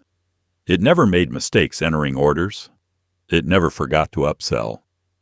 It always suggested adding fries or upgrading to a large. It was the perfect employee, and it cost a one-time installation fee instead of an hourly wage. Mobile ordering accelerated the shift. You could order from your phone, pay from your phone, walk in and grab your food from a designated shelf. No human interaction required. No waiting in line. No talking to anyone. Just tap, pay, pick up, leave. For some people, this was heaven. For others, it felt cold, transactional, like buying something from a vending machine instead of a restaurant. The drive-thru automation is next. Some locations are testing AI voice systems that take your order. You pull up to the speaker and a synthetic voice greets you. Chipper, efficient, programmed to understand your order even through background noise and accents. It sounds almost human. Almost, but not quite. There is a flatness to it, a lack of warmth. You can tell you are talking to a machine. McDonald's says automation improves the customer experience. faster service, fewer errors, more consistency. And in some ways, it does. The kiosk never mishears your order. The app never forgets your customization. The AI does not have a bad day. But automation also removes the unpredictability that made McDonald's feel human. The small talk with the cashier. The teenager who slipped an extra packet of sauce into your bag. The worker who remembered your usual order. Those moments are gone. Automation also changes what kinds of jobs remain. The workers who stay are not cashiers anymore. They are cooks, cleaners, order assemblers, the jobs that are harder to automate, the jobs that require physical movement and manual dexterity. But even those jobs are shrinking. Kitchen automation is coming. Robotic fryers, automated assembly lines, machines that can make a burger faster and more consistently than any human. The workers who lose their jobs to automation do not just disappear. They go somewhere else, to other low-wage jobs, to gig work, to unemployment. McDonald's does not track what happens to them.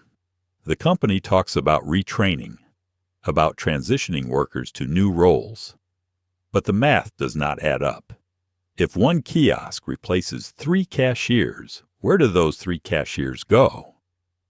McDonald's does not answer that question. It just keeps installing kiosks. The automation future is efficient, clean, profitable. It is also lonely. A McDonald's run entirely by machines would be faster and cheaper and more consistent. It would also be soulless. No workers joking with each other during a slow shift. No teenager earning their first paycheck. No human presence at all. Just you and the machines. Ordering, paying, eating, leaving. The future is coming. And it looks a lot like a vending machine shaped like a restaurant. McDonald's became a target. Not just for activists or nutritionists, but for an entire generation that grew up eating Happy Meals and then learned what was in them. Documentaries were made. Books were written. Lawsuits were filed. McDonald's was accused of making America fat, of targeting children, of hiding nutritional information. The backlash started building in the late 1990s and exploded in the 2000s. Childhood obesity rates were climbing. Type 2 diabetes was being diagnosed in teenagers. Heart disease was killing people younger and younger. And fast food, particularly McDonald's, was blamed. It was the biggest chain, the most visible, the easiest target. In 2004, the documentary Super Size Me came out. Morgan Spurlock ate only McDonald's for 30 days and documented what happened to his body. He gained weight. His cholesterol spiked.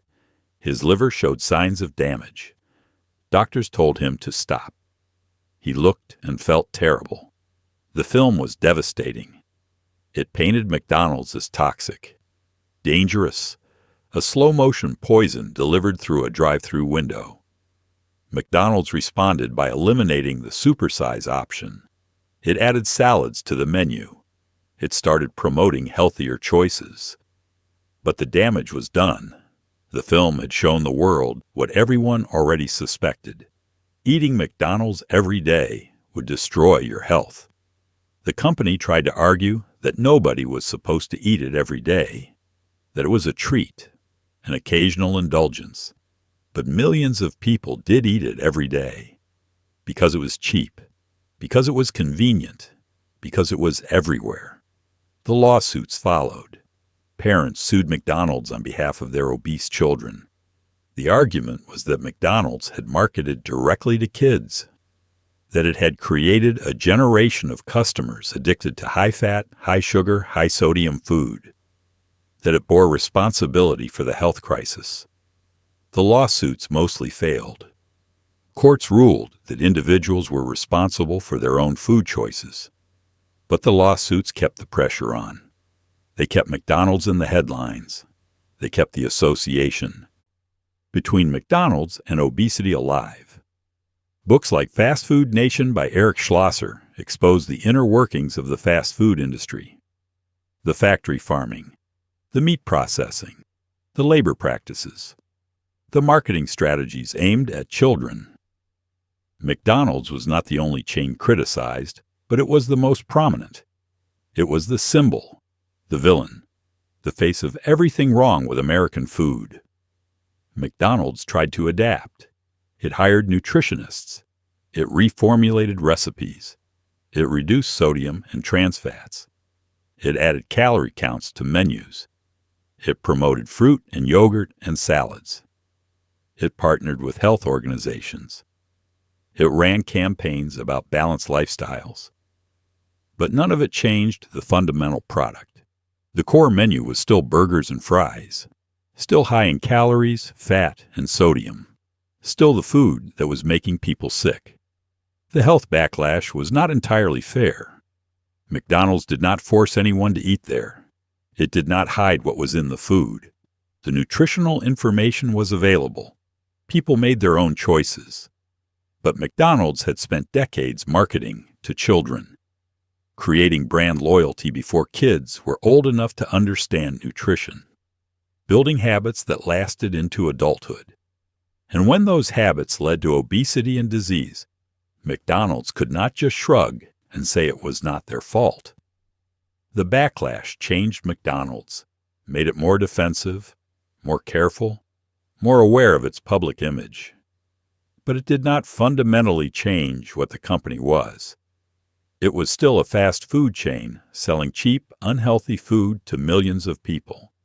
The health backlash made McDonald's feel guilty about it. But guilt did not stop the fryers.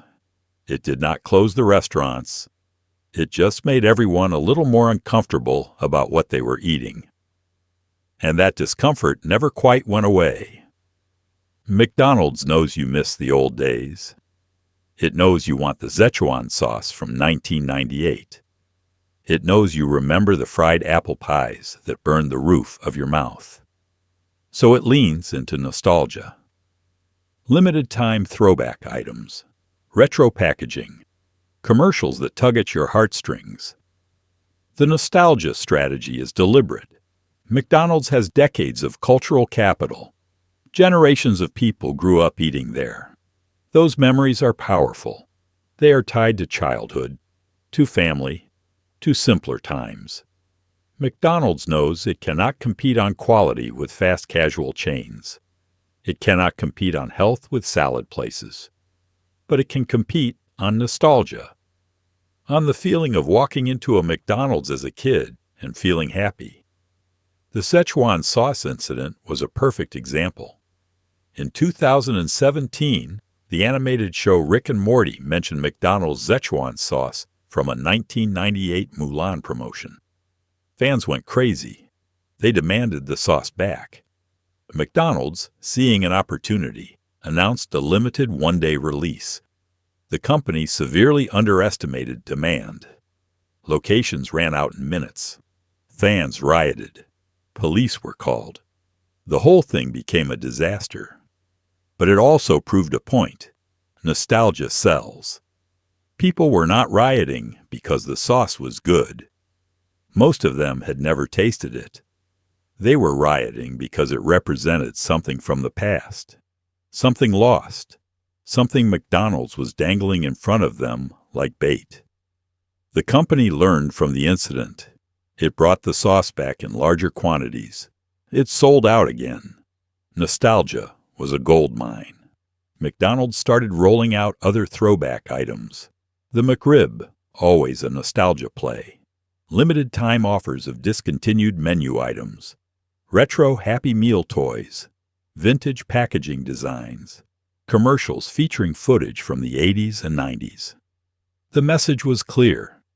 Remember when McDonald's was great? Remember when you loved us? We remember. And we want you to remember too. The problem with the nostalgia trap is that it is a trap. McDonald's is not actually bringing back the old days. It is bringing back the branding of the old days. The sauce is not made the same way. The recipes have changed. The ingredients are different. The experience is not the same. You cannot go back. You can only buy a product that reminds you that you cannot go back. The nostalgia also highlights how much has been lost.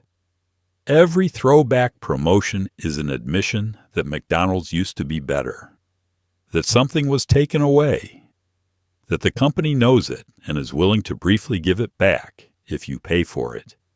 It feels manipulative, like McDonald's is monetizing your longing for a time when McDonald's was something worth longing for. But the strategy works because nostalgia is powerful. People want to feel the way they felt as kids. They want to taste the fries cooked in beef tallow, even if those fries are gone forever. They want the play place and the birthday parties and Ronald McDonald. They want a version of McDonald's that does not exist anymore. And McDonald's is happy to sell them a facsimile. A memory wrapped in cardboard. A feeling served in a bag. The nostalgia trap also keeps McDonald's stuck in the past. Instead of innovating, instead of creating new reasons for people to love it, the company keeps looking backward, keeps rehashing old ideas, keeps asking, "Remember when?" And the answer is always yes. We remember. We remember when McDonald's was better, when it was cheaper, when it was special. We remember. And that is exactly why we are walking away. McDonald's used to be the king. Now it has to fight for every dollar. Chick-fil-A has better service. In-N-Out has a cult following. Five Guys makes better burgers. Chipotle appeals to people who want to feel healthy. Shake Shack feels premium. Even Taco Bell is winning late-night battles. McDonald's is still everywhere, but it is no longer the default. The competition surge happened because the market changed. Oh, fast food used to mean McDonald's, Burger King, and Wendy's. Those were the options. You picked one. Now there are dozens of chains. Fast casual restaurants that sit between fast food and sit-down dining. They cost more but feel better. The food seems fresher. The ingredients seem real. The experience feels less like a transaction and more like a meal. Chick-fil-A changed the game on service. Every employee says "my pleasure" instead of "you're welcome." The drive-through lines are twice as long as McDonald's, but they move faster. Workers run outside with tablets to take orders. They bring your food to your car. The chicken is hot. The fries are crispy. The experience is seamless. McDonald's feels sloppy by comparison. In-N-Out built a cult following on simplicity and quality. The menu is tiny. Burgers, fries, shakes. That is it. But everything is fresh, never frozen, cooked to order. The prices are reasonable. The consistency is legendary. People wait in line for 30 minutes. They do not care, because they know what they are getting. And it is better than McDonald's. Five Guys makes burgers the way McDonald's used to. Big, greasy, indulgent. The burgers are expensive, but they are worth it. The fries are hand-cut and cooked in peanut oil. You get so many fries they overflow the cup. It feels generous, excessive. The opposite of McDonald's shrinking portions and rising prices. Chipotle carved out a niche by making fast food feel healthy. Fresh ingredients, customizable bowls, no mystery meat. You could see the food being assembled in front of you. It felt transparent, honest. People who wanted to eat fast, but not feel guilty about it, flocked to Chipotle. McDonald's salads never stood a chance. Shake Shack positioned itself as premium fast food. Better ingredients, better burgers, higher prices. It felt aspirational. Like McDonald's, but elevated. The locations were designed to look modern, clean, inviting. You did not feel like you were slumming it by eating there. You felt like you were treating yourself. Even Taco Bell found its lane. Late-night food. Cheap, weird, fun.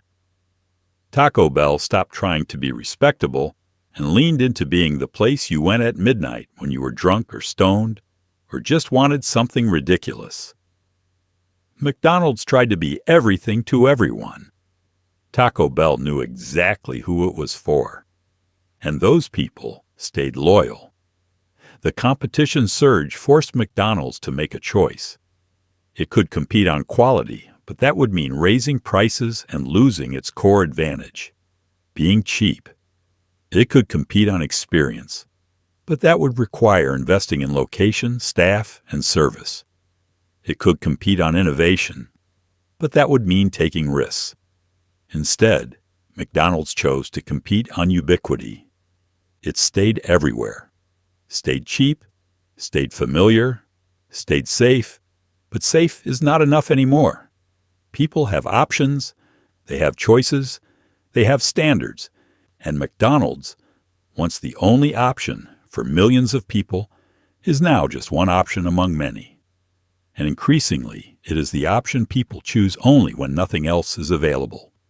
The king is still on the throne, but the throne is surrounded by more challengers, and the crown feels heavier every year. So what was lost? It is not just the beef tallow or the styrofoam or Ronald McDonald. It is the feeling that McDonald's was yours, that it was a treat, not a transaction, that it was part of your childhood, your road trips, your late nights, your broke college days, that it was predictable in a world that was not, that it was cheap enough to not think about and good enough to remember. That is what people are mourning. Not the food, the feeling.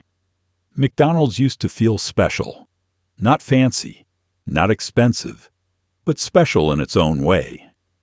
It was the place your parents took you after soccer practice, the place you begged to go on road trips, the place you went with friends after school. It was woven into the fabric of ordinary life.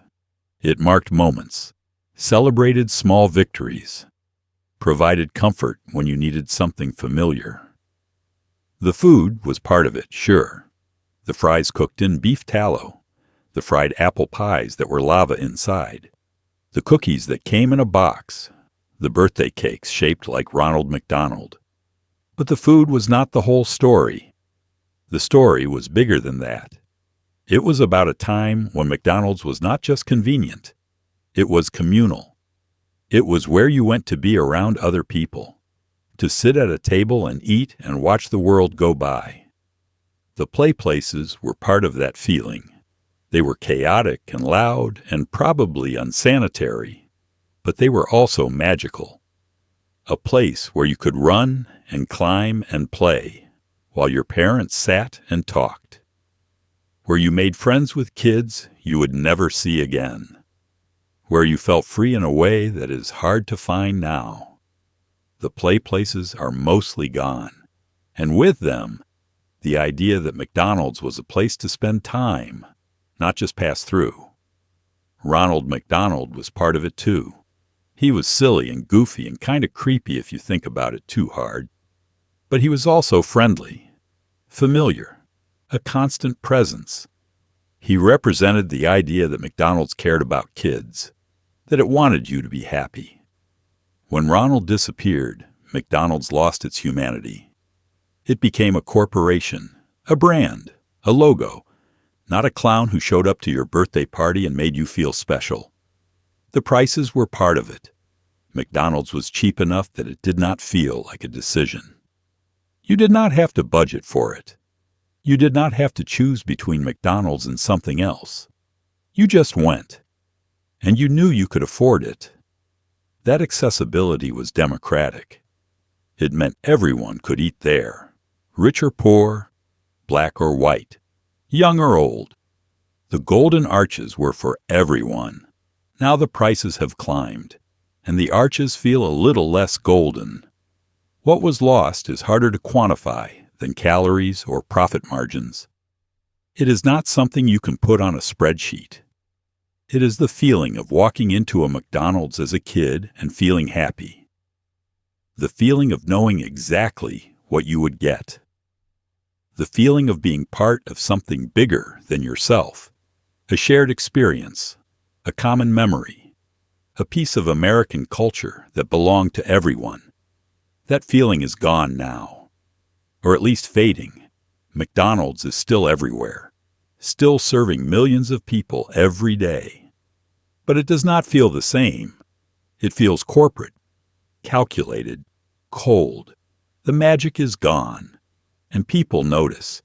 They notice the shrinking burgers and the broken ice cream machines and the kiosks that replace human workers. They notice that McDonald's is not special anymore. It is just another fast food chain. Just another place to get a meal. Just another transaction. And so they walk away. Not all at once, not dramatically, but slowly, quietly. They try other places.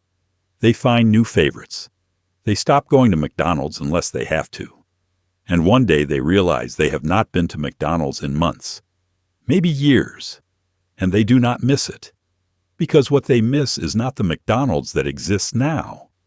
What they miss is the McDonald's that used to be, the one that felt like home, the one that tasted like childhood, the one that made them happy just by being there. The McDonald's is gone, and it is not coming back. What was lost was not just a menu item or a mascot or a price point. What was lost was the feeling that McDonald's cared, that it was on your side, that it was part of your life in a way that mattered. That feeling cannot be bought back with nostalgia promotions or limited time offers. It cannot be engineered in a boardroom or focus group. It was earned over decades. And it was lost in the same slow, quiet way. One decision at a time, one compromise at a time, one betrayal at a time, and now millions are walking away. Not because they hate McDonald's, but because they do not love it anymore. And without love, all that is left is the transaction, the burger, the fries, the receipt. And that is not enough. It never was. McDonald's is not really a restaurant company. It is a real estate company that happens to sell hamburgers. Most people do not know this. They see the golden arches and think, fast food. But the real money is not in the burgers. It is in the land. McDonald's owns the property. The franchisees pay rent, and that rent never stops coming.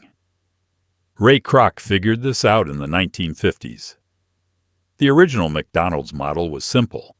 Franchise the name and the systems, collect royalties on sales. But Kroc realized that model was limiting. Sales fluctuate. Royalties fluctuate. But real estate is stable. If McDonald's owned the land and leased it to franchisees, the company would have guaranteed income, rain or shine, good year or bad year. The rent came due. So Kroc partnered with Harry Sonborn, a financial genius who restructured the entire business model. McDonald's would buy or lease the land where restaurants were built. Then the company would sublease that land to franchisees at a markup. The franchisee paid rent to McDonald's, and McDonald's paid the mortgage or lease to the original property owner. The difference was profit. Pure, predictable, beautiful profit. This model transformed McDonald's into one of the largest private real estate holders in the world. The company owns or controls tens of thousands of properties across the globe. Prime locations, corner lots, high-traffic intersections, the kind of real estate that only appreciates, the kind of real estate that makes billionaires. The genius of the model is that franchisees do all the work. They run the restaurant, they hire the staff, they deal with the customers, they take the risk. And McDonald's just collects rent.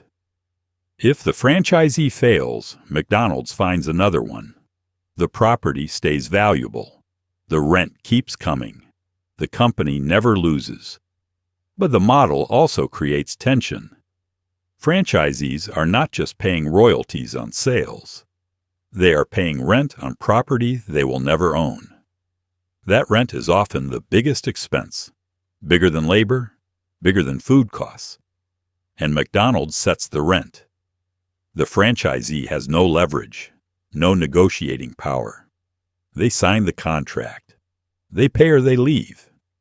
Some franchisees have complained that the rents are too high, that McDonald's is squeezing them, taking too much profit while the franchisees do all the work and absorb all the risk. McDonald's responds that the real estate model is what allows the company to invest in the brand, to advertise, to innovate, to maintain standards.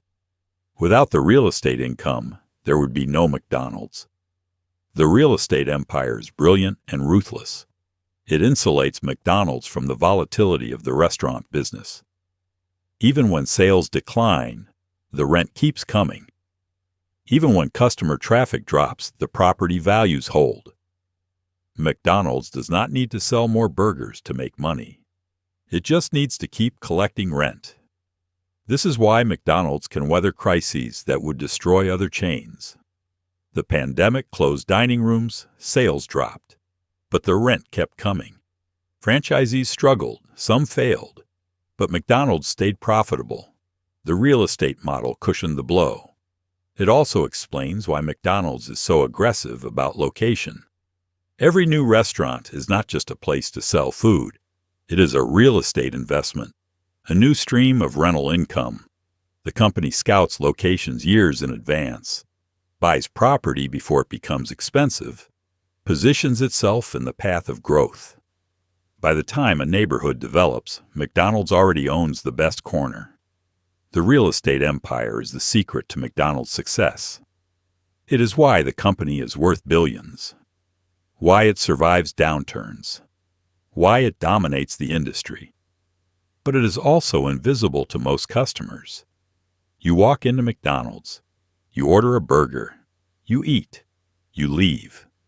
You have no idea that you just participated in one of the most sophisticated real estate schemes in American history. You think you bought lunch. McDonald's knows you just paid rent. There used to be something satisfying about filling your own cup at the soda fountain. The ice clinking into the cup, the fizz of carbonation hitting your hand, the ability to mix Coke and Sprite into your own custom abomination. The fountain was self-service freedom. Then McDonald's started pre-filling drinks. Then the fountains disappeared entirely from some locations. Another small piece of control taken away. The self-serve soda fountain was a fixture of the McDonald's experience for decades. You ordered your meal. They gave you an empty cup. You walked to the fountain and filled it yourself. You controlled the ice-to-soda ratio. You could fill it to the brim. You could mix flavors. You could refill it as many times as you wanted. It was a small thing, but it felt like freedom. The fountain also had a social aspect. You stood there with other customers. You waited your turn. You made small talk about the ice machine being slow or the Diet Coke tasting flat. It was a moment of casual interaction, a shared experience. You were all doing the same thing, filling cups, being human. Kids loved the fountain. They took forever deciding which soda to get. They filled the cup too full and spilled ice everywhere. They mixed every flavor into one cup and called it a suicide. It was messy and chaotic and fun. The fountain was a small adventure in an otherwise controlled environment.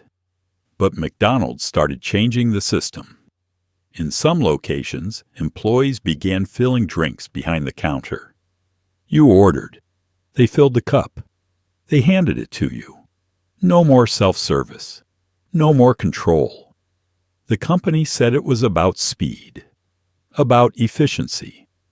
Pre-filled drinks moved the line faster. Customers did not have to stop at the fountain. They could grab their food and go. But the real reason was waste. Free refills meant people could drink as much as they wanted. Some people abused it. They filled multiple cups. They stayed for hours, refilling endlessly. They gave cups to friends who had not paid. McDonald's was losing money on soda. So the company started restricting access. The shift to pre-filled drinks also reduced labor. Fewer customers at the fountain meant fewer spills to clean, fewer ice machines to refill, fewer sodas to restock. The employees could focus on other tasks. The efficiency gained was worth the customer dissatisfaction. Some locations took it further. They removed the fountains entirely. Drinks came from a machine behind the counter, like at a movie theater. You ordered, you paid. You got a cup filled to a predetermined level. No refills unless you paid again. The freedom was gone. The control was gone. You were just a customer receiving a product, not a participant in the experience. The fountain decline also killed the suicide drink, that mix of every soda in one cup. It tasted terrible, but kids loved it. It was rebellion, a small act of creativity. When the fountains disappeared, so did that tiny moment of self-expression. Everything became standardized, controlled, efficient. The removal of fountains hit different communities differently. In wealthier areas, customers did not care. They rarely got refills anyway. But in lower-income neighborhoods, free refills mattered. They stretched the value of a meal. A $2 soda could last an hour if you kept refilling. When that option disappeared, the value proposition changed. McDonald's became less affordable, less generous, less welcoming. Some customers pushed back. They complained to managers. They left bad reviews. They stopped coming. But McDonald's did not reverse course. The fountains kept disappearing. The drinks kept being pre-filled. The company had decided that controlling costs was more important than customer satisfaction, and most customers adapted. They accepted the pre-filled cup. They stopped expecting refills. They moved on. But something was lost in the transition. The fountain had been a small point of agency, a place where you made decisions, where you had control, where the experience was partly yours to shape. When McDonald's took that away, it reinforced what the company had become. Not a place that trusted you, not a place that gave you freedom, just a place that sold you a product and expected you to take it and leave. The soda fountain decline was small, almost trivial, but it was also symbolic. Another piece of the experience filed away in the name of efficiency. Another reason to feel like McDonald's did not care about you anymore. When McDonald's added free Wi-Fi in the late 2000s, it seemed like a gift. A way to make the restaurant more useful, more modern. But the Wi-Fi changed who came to McDonald's and why. People started camping out for hours. Laptops open, phones charging, buying one coffee and staying all day. The restaurants became unofficial offices, co-working spaces, homeless shelters, and franchisees did not know what to do about it. The Wi-Fi rollout began around 2010. McDonald's was competing with Starbucks and Panera, chains that had positioned themselves as third places. Not home, not work. Somewhere in between, a place to sit and use the internet. McDonald's wanted a piece of that market, so it installed Wi-Fi, free, fast. No password required in most locations. Just connect and go. At first, it worked as intended. People came in, ordered food, sat down, used the internet while they ate, then they left. The Wi-Fi was a bonus, a convenience. It made McDonald's feel modern, connected, relevant. But the Wi-Fi also attracted a different crowd. People who needed internet access but did not have it at home.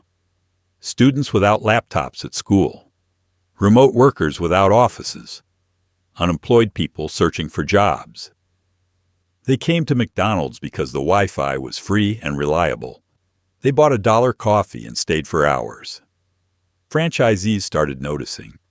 Tables were occupied but not generating sales. People sat with laptops and phones, barely eating. They spread out. They took up space. Paying customers had nowhere to sit. The dining rooms felt crowded, but not profitable. The Wi-Fi was costing money, not making it. Then came the homeless population, People without homes needed Wi-Fi too, to apply for benefits, to search for housing, to stay connected. McDonald's, with its free Wi-Fi and its policy of not kicking people out, became a refuge, a warm place to sit, a bathroom to use, an outlet to charge a phone. Some locations became de facto day shelters. Franchisees were caught in a bind. Kicking people out felt cruel, but letting them stay hurt business. Paying customers did not want to sit next to someone who clearly had nowhere else to go. The atmosphere changed. The restaurants felt less like family-friendly dining and more like public waiting rooms. Sales declined. Some franchisees tried time limits, 30-minute Wi-Fi sessions, 1-hour maximums. The systems were easy to bypass. Just reconnect. Use a different device. The limits were unenforceable. Other franchisees removed outlets. No charging. That kept the laptop crowd away. But it also annoyed paying customers who wanted to charge their phones while eating. The solution created new problems. A few franchisees turned off the Wi-Fi entirely. Just shut it down, told customers it was broken, or removed it from the network list. Sales improved slightly, the campers left. But McDonald's corporate pushed back. Wi-Fi was part of the brand promise now. Removing it made the location look outdated. Behind the times, the Wi-Fi gentrification was a microcosm of a larger issue. McDonald's had always served everyone, rich and poor, employed and unemployed, housed and unhoused. The restaurants were public spaces in a way few other businesses were, but that openness came with costs. And as those costs mounted, McDonald's had to choose: be a business or be a public service, maximize profit or serve the community. Most locations chose profit. They made the dining rooms less comfortable, removed seating, turned the music up loud, made the lighting harsh. The goal was to make people eat and leave, not to stay. The Wi-Fi remained, but the environment discouraged lingering. The irony is that McDonald's had marketed itself as a community space for decades, a place for families, for neighbors, for anyone who needed a place to sit. The Wi-Fi was supposed to extend that promise into the digital age, but instead, it exposed the limits of that promise. McDonald's wanted to be a community space only for people who kept buying food. For everyone else, the message was clear. You are not welcome here. The Wi-Fi is free, but the space is not. The McDonald's app launched as a convenience. Mobile ordering, exclusive deals, rewards points. But the app also tracks everything. What you order, when you order, where you order, how much you spend. It builds a profile, learns your habits, predicts your cravings. The deals feel personal because they are personal. The app knows you better than you know yourself, and that is exactly the problem. The app rolled out in the mid-2010s. McDonald's was late to mobile ordering. Other chains already had apps. McDonald's needed to catch up. The pitch was simple. Skip the line. Order ahead. Customize your meal. Earn rewards. Get exclusive deals. It sounded great. And for many people, it was great. You opened the app, tapped through your order, paid with a saved card, walked in, grabbed your food from a designated area. No waiting, no talking to anyone, just food in a bag, exactly how you wanted it. The app worked, but the app also collected data. Every interaction, every order, every location. The app knew you went to McDonald's every Tuesday at lunch. It knew you always ordered a McChicken with no lettuce. It knew you preferred Coke over Sprite. It knew you usually spent between $8 and $10. It knew when you deviated from your routine. It noticed patterns you did not notice. McDonald's used that data to personalize deals. The app would send you a notification. 20% off McChickens. Today only. It felt like a gift, a special offer just for you. But it was not random. The app knew you loved McChickens. It knew you were likely to buy one anyway. The discount was not generosity. It was manipulation. A nudge to make you feel valued while ensuring you kept spending. The app also used the data to optimize pricing. It knew what you were willing to pay. It tested different prices on different customers. Dynamic pricing, surge pricing. The same burger cost different amounts depending on who was ordering and when. The app made McDonald's pricing invisible, personalized, unfair. Privacy advocates raised alarms. The app tracked location even when it was closed. It shared data with third-party advertisers. It built profiles that could be sold or hacked. McDonald's said the data was anonymized, secure, used only to improve the customer experience. But the fine print told a different story. The data was valuable, and McDonald's was mining it. Some customers did not care. They wanted the deals. They did not mind being tracked. Convenience was worth the trade. But others felt uneasy. The app knew too much. It felt invasive.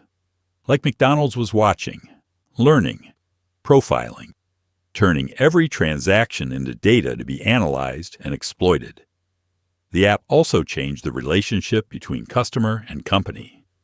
It used to be transactional. You bought food, you ate it, you left. The relationship ended until the next time you came back. But the app made the relationship continuous, persistent. McDonald's was always there, in your pocket, sending notifications, reminding you it existed, tempting you with deals. The app turned McDonald's into a presence in your life, not just a place you visited. The gamification made it worse. Rewards points, streaks, achievements. The app turned eating at McDonald's into a game. You earned points for every dollar spent. You unlocked rewards. You chased goals. It was designed to create habit, addiction, loyalty. And it worked. People found themselves opening the app without thinking, checking for deals, seeing how many points they had accumulated, planning their next visit around which rewards were available. The app inserted itself into decision-making. You were not just deciding whether to eat at McDonald's. You were deciding whether to use your rewards, whether to complete your streak, whether to hit the next tier. The psychological design was deliberate. App developers studied casino mechanics, behavioral psychology, the science of addiction. They built in variable rewards. Sometimes you got a great deal. Sometimes you got nothing. The unpredictability kept you checking, kept you engaged, kept you hoping that this time there would be something worth having. The app also created a class system among customers. People with the app got better deals, exclusive offers, early access to new items. People without the app paid full price, got no rewards, were treated like second-class customers. McDonald's was training its customer base. Download the app or pay more, simple as that. But the app also exposed how calculated everything had become. The deals were not deals. They were psychological tricks. The rewards were not rewards. They were incentives to spend more. The personalization was not care. It was surveillance. The app made all of it visible. And once you saw it, you could not unsee it. There was also something dystopian about how well it worked. The app knew when you were hungry. It knew your routine. It knew you passed a McDonald's on your way home from work. So it sent a notification at exactly the right time, right when you were tired, right when you did not feel like cooking, right when you were most vulnerable to suggestion. The app did not serve you. It hunted you. Some people deleted the app. They felt manipulated, watched, used.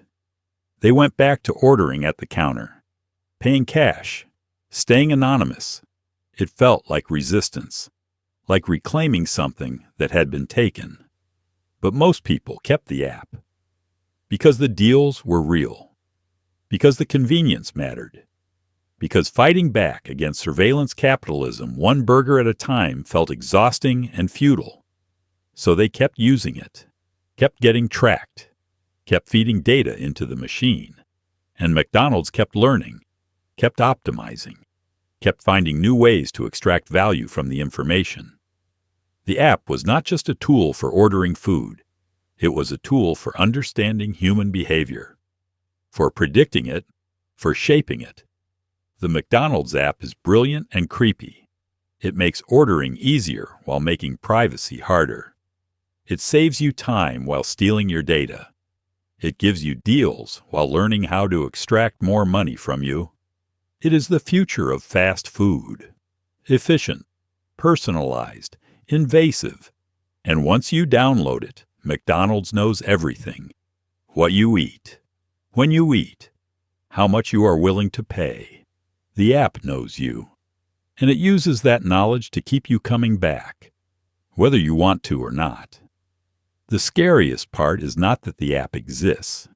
It is that it works, that people accept it, that trading privacy for convenience has become so normal that nobody even questions it anymore. You just tap, order, eat, and let McDonald's watch. Because the alternative is paying full price. And in the end, that is a trade most people are willing to make. So here we are, at the end of this long walk through the golden arches, through the beef tallow and the styrofoam, through the play places and the birthday parties, through Ronald McDonald and the dollar menu, through everything McDonald's used to be and everything it has become. You have heard the whole story now. 30 chapters of how a company built on simplicity, consistency, and accessibility slowly dismantled everything that made it special. How it traded flavor for efficiency.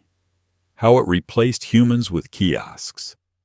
How it turned childhood joy into corporate strategy. How it priced out the people who needed it most. How it stopped being a place and became a transaction. But here is the thing. This is not just about McDonald's. It is about something bigger. It is about what happens when a company that defined a culture stops caring about that culture. When profit becomes the only metric that matters. When shareholders matter more than customers. When efficiency matters more than experience. When everything that made a brand beloved gets filed away in the name of margins and optimization. McDonald's is still everywhere, still serving millions of people every day, still profitable, still dominant.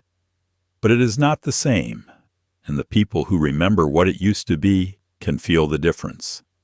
They walk in, and something is off. The smell is not quite right. The burger feels smaller. The fries taste different. The whole experience feels colder, more corporate, less human.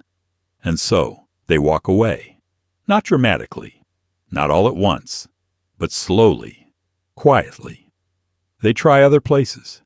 They find new favorites. They stop thinking of McDonald's as the default. They stop taking their kids there for birthdays. They stop going on road trips and automatically pulling into the familiar parking lot. They just stop. And they do not look back. The tragedy is that McDonald's could have been different.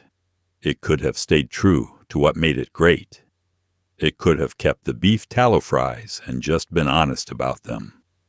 It could have kept the play places and just made them safer. It could have kept Ronald McDonald and just updated him. It could have kept prices low and just accepted smaller margins.